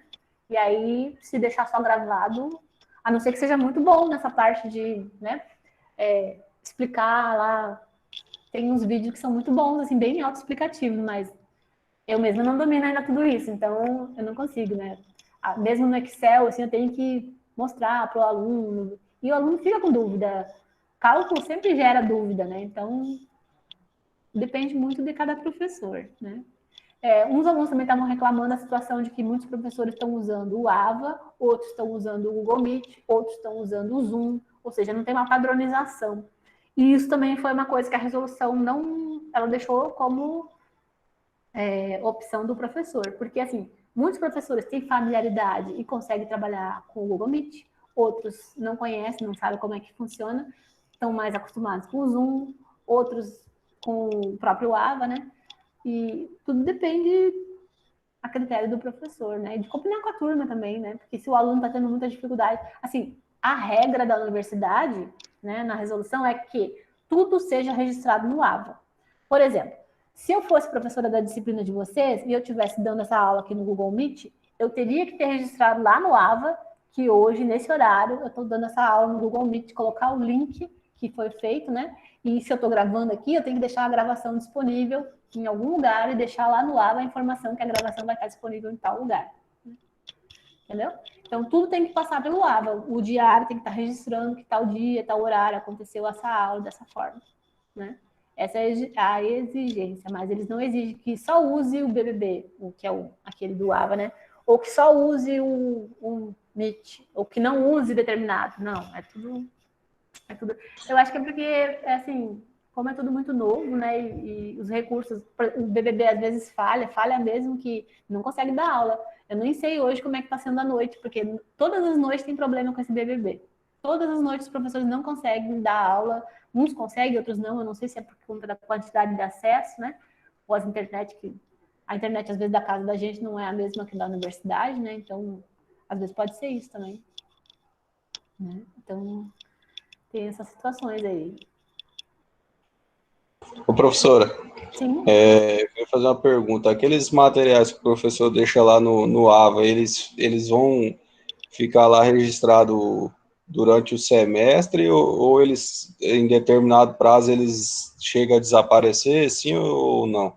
Não, eles ficam... A ideia é que eles fiquem lá durante o semestre todo, né? Porque, assim, até o próprio professor depois, quando chegar o semestre que vem, se ele quiser usar os mesmos materiais, ele só importa de um período para o outro, ele não precisa botar tudo de novo lá, né? A não ser que ele queira trocar. Mas a ideia é que ele deixe o semestre todo, né? Mas sempre é bom vocês conversarem com o professor, ver se ele realmente vai deixar lá, né? Porque vai que ele tire, né? Mas eu acredito que a ideia é que ele deixe tudo lá, sim. Ok, professor, obrigado. Tá? De nada. Alguma outra pergunta, gente?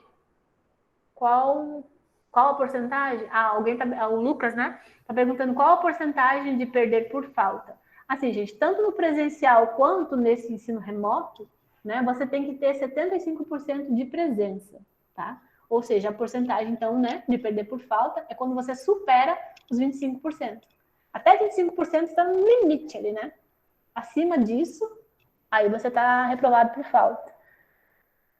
Assim, às vezes, dependendo da situação, a gente está tratando com adultos, né? Então, assim, se a pessoa trabalha, se a pessoa tem uma dificuldade outra e passou uma falta ou outra, é uma questão de conversar com o professor, né? De ver o que está acontecendo, qual é o motivo. Assim, eu aconselho você sempre, em qualquer dificuldade, primeira coisa, converse com os professores. Relatem a eles, né? Qual é a situação de cada um de vocês, né? Se tem uma situação específica, tá? Porque sempre o diálogo com o professor é o mais indicado. Às vezes tem uns que não gostam muito, né, dessa conversa, mas eu indico sempre que vocês conversem com os professores, né? A gente tem até uma boa conversa com todo mundo, o pessoal é tranquilo.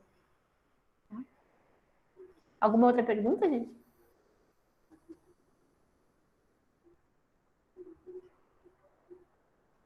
E as aulas estão indo bem? Tá tudo tranquilinho, então? Tirando essa questão de internet, né, de todo mundo se adequando. Eu sei que para vocês deve estar sendo bem mais difícil que para os outros, né? Porque os outros ainda tinham a situação que já vinham do ambiente da universidade, já conhecem, né, como é que funciona, os professores, o sistema, tudo. E vocês chegaram nesse tumulto todo aí de ensino remoto, né, tendo que se adequar a tantas coisas, conhecer a universidade virtualmente não é a mesma coisa que conhecer presencialmente, né? A gente mesmo tem sentido muita falta do contato com os alunos nos corredores da universidade. Eu, às vezes, vou lá, tem algumas coisas para fazer, mas é muito triste ver a universidade tão vazia daquele jeito, né? Mas, por enquanto, é o que a gente tem, né? Não dá para fazer muita coisa. A Cauane está perguntando se ela conseguiu um estágio no início do curso, se ela tem que entregar algum documento para a universidade. Assim, acho que é Cauane que faz o nome, né? Se esse seu estágio, ele é aquele que você recebe bolsa, né, que é o estágio não supervisionado, não obrigatório, você não precisa entregar nada. Na verdade, quando a empresa faz com você o estágio, ela faz um termo de compromisso e ela sim manda, né, esse documento para a universidade para que a gente faça as assinaturas. Porque mesmo o estágio não supervisionado, esse que não é obrigatório, que você recebe a bolsa, para configurar o estágio com o aluno, né, de graduação, precisa ter, né, as assinaturas da universidade, carimbo. Hoje mesmo eu tô até com aqui na mão, que eu fui lá na universidade hoje para pegar com o menino. Deixa eu ver aqui. Ó, não sei se vocês enxergam aqui, mas isso aqui é um contrato de estágio de um aluno que é feito através do CIEE, né? Estão vendo aqui? Deixa eu ver.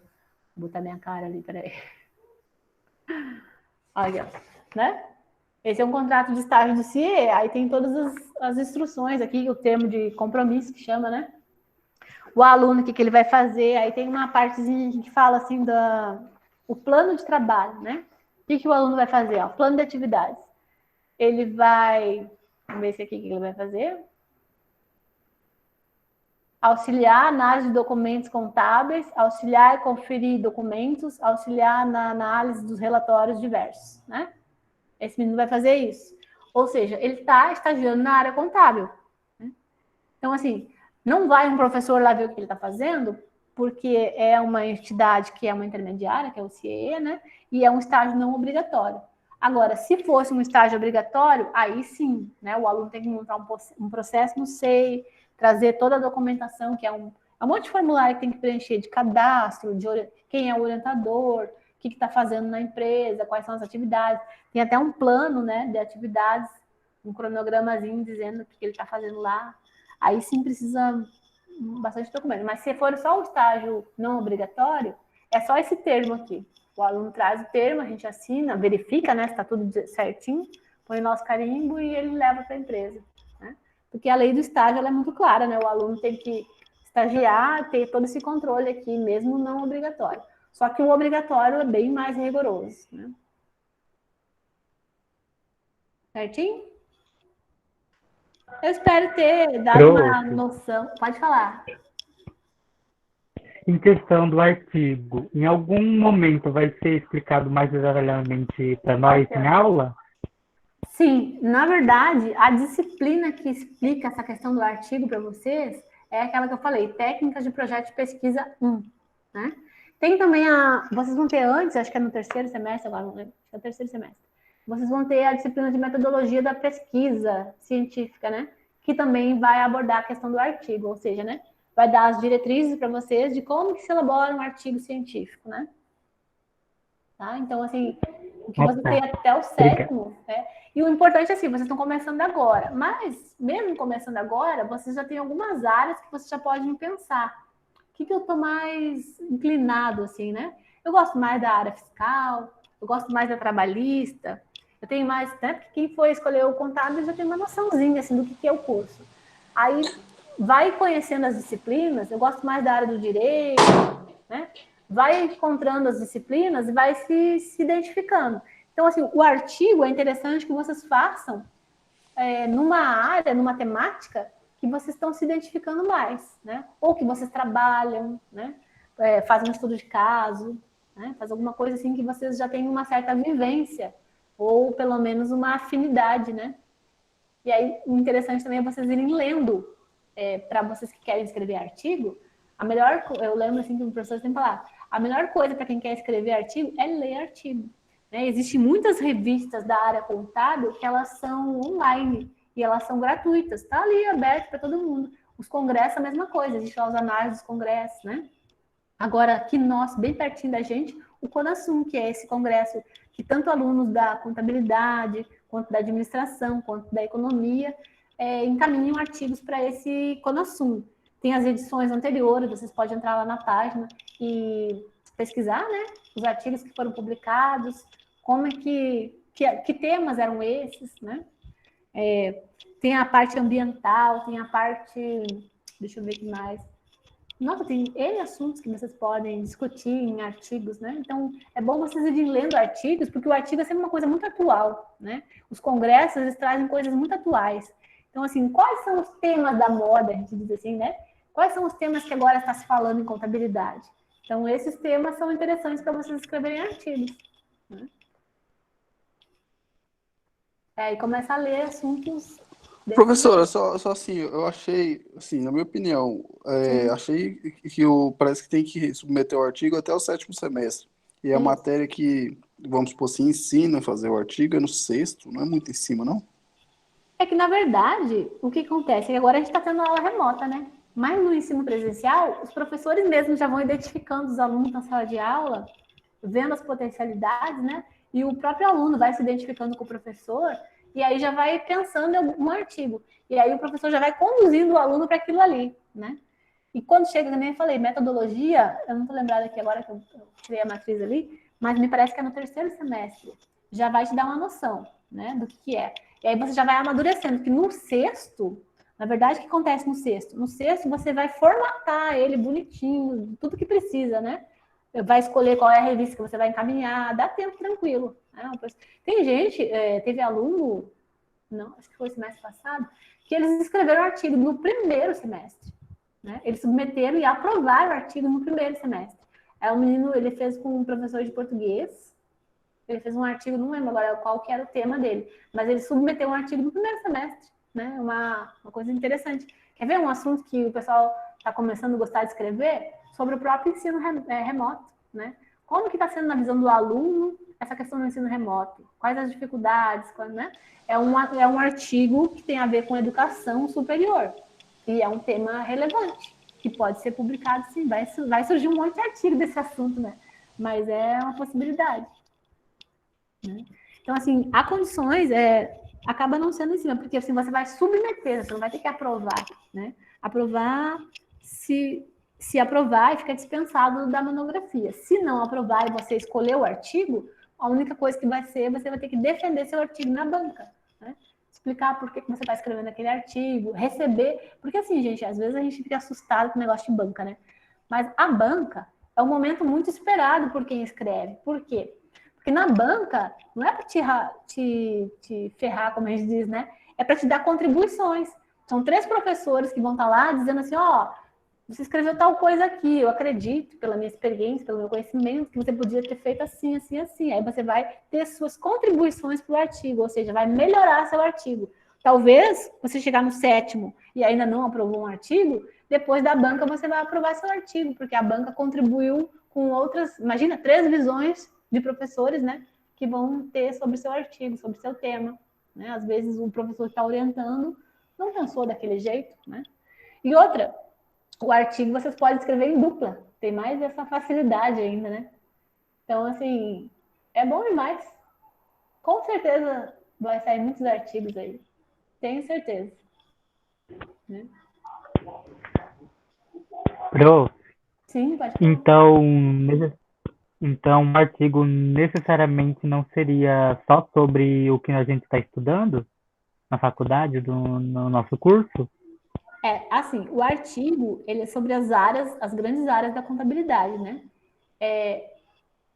O ensino é uma área da contabilidade. Né? Por quê? Eu mesma sou professora de contabilidade. Então, eu posso escrever sobre o currículo, eu posso escrever sobre o PPC, eu posso fazer um artigo, eu falo eu, vocês, né? Pode fazer um artigo sobre o que é o PPC no curso, sobre, por exemplo, quais as disciplinas que são interessantes para a região de Rondonópolis, qual é a cara do nosso curso. A gente está inserido numa região do agronegócio, né? Será que as disciplinas que são ofertadas no curso de contábeis estão aderentes à inserção regional? Ou outro tema, por exemplo, né? Estou falando na parte de ensino. Outro tema, evasão nos cursos, né? A evasão no curso de ciências contábeis, no curso, por exemplo, pode fazer até para outros cursos, economia, administração. Será que ela aumentou em razão da questão do ensino remoto? Né? Os trancamentos. Todos esses temas que eu estou falando, só sugerindo aqui, né? São temas da área do ensino contábil. Se tem a ver com o ensino contábil, tem a ver com a contabilidade, né? Não só umas sugestões assim, só falando da parte do ensino, mas pode falar sobre curso, sabe falar sobre auditoria, perícia, várias coisas. A parte ambiental, né? Pode falar sobre sustentabilidade. A gente tem contabilidade social, tem várias áreas. Graças a Deus, a contabilidade é um leque assim que, né? Parece que não acaba nunca mais as possibilidades. Tudo vira contabilidade. Tá. Obrigado. De nada, imagina. Claro que eu não vou, por exemplo, submeter um artigo, vou falar sobre botânica. Aí não tem nada a ver, né? Mas entendeu? Vou falar, por exemplo, vou falar sobre comportamento humano, né? Sobre gestão de pessoas. Tem a ver com a contabilidade, né? Vou falar da parte de, por exemplo, mercado de trabalho, esse negócio que teve o auxílio emergencial. Tudo isso tem a ver com contabilidade. O professor que vai orientar vocês, ele vai fazer a puxada para a contabilidade. Todos esses assuntos aí têm a ver com contabilidade, só saber puxar direitinho, né? A parte do direito, tem muita coisa no direito que a gente pode puxar para a contabilidade, mas a gente não vai falar de uma coisa bem aleatória aí, não, né? Falar sobre o novo planeta lá que descobriram, não tem nada a ver com a contabilidade. Aí não pode, né? Mas muitos assuntos que a gente pensa assim, dá para puxar para a contabilidade, sim. Né? Qualquer uma das disciplinas que vocês estiverem tendo no curso, vocês podem desenvolver um artigo com naquela temática, né? Por exemplo, vocês não vão ter a disciplina de gênero, diversidade e tudo mais lá, vocês podem falar a questão da mulher no mercado de trabalho, né? Sei lá, N coisas. Certo? Alguma pergunta mais, gente? Rendeu, né? Falamos bastante hoje. Assim, futuramente, né? Eu espero que presencial, porque virtual é bom também, mas presencial é melhor ainda. A gente vai ter outros encontros, né? Para conversar, vou chamar assim, conversando com a coordenação, né? A gente vai falar para vocês mais um pouquinho sobre a questão das atividades complementares, né? sobre a própria questão do artigo, sobre a questão do estágio. Isso aqui foi um apanhado geral para a gente conhecer mais. Acho que vocês ficaram conhecendo um pouquinho mais do curso, né? Do que se espera, dos egressos que serão vocês, né? Do nosso curso. Né? Mas a gente vai conversar mais ainda.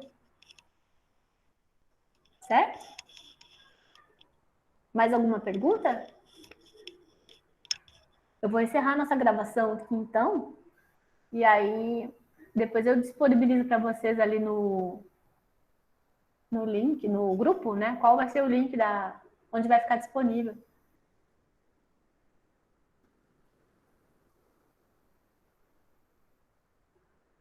Não quer fechar?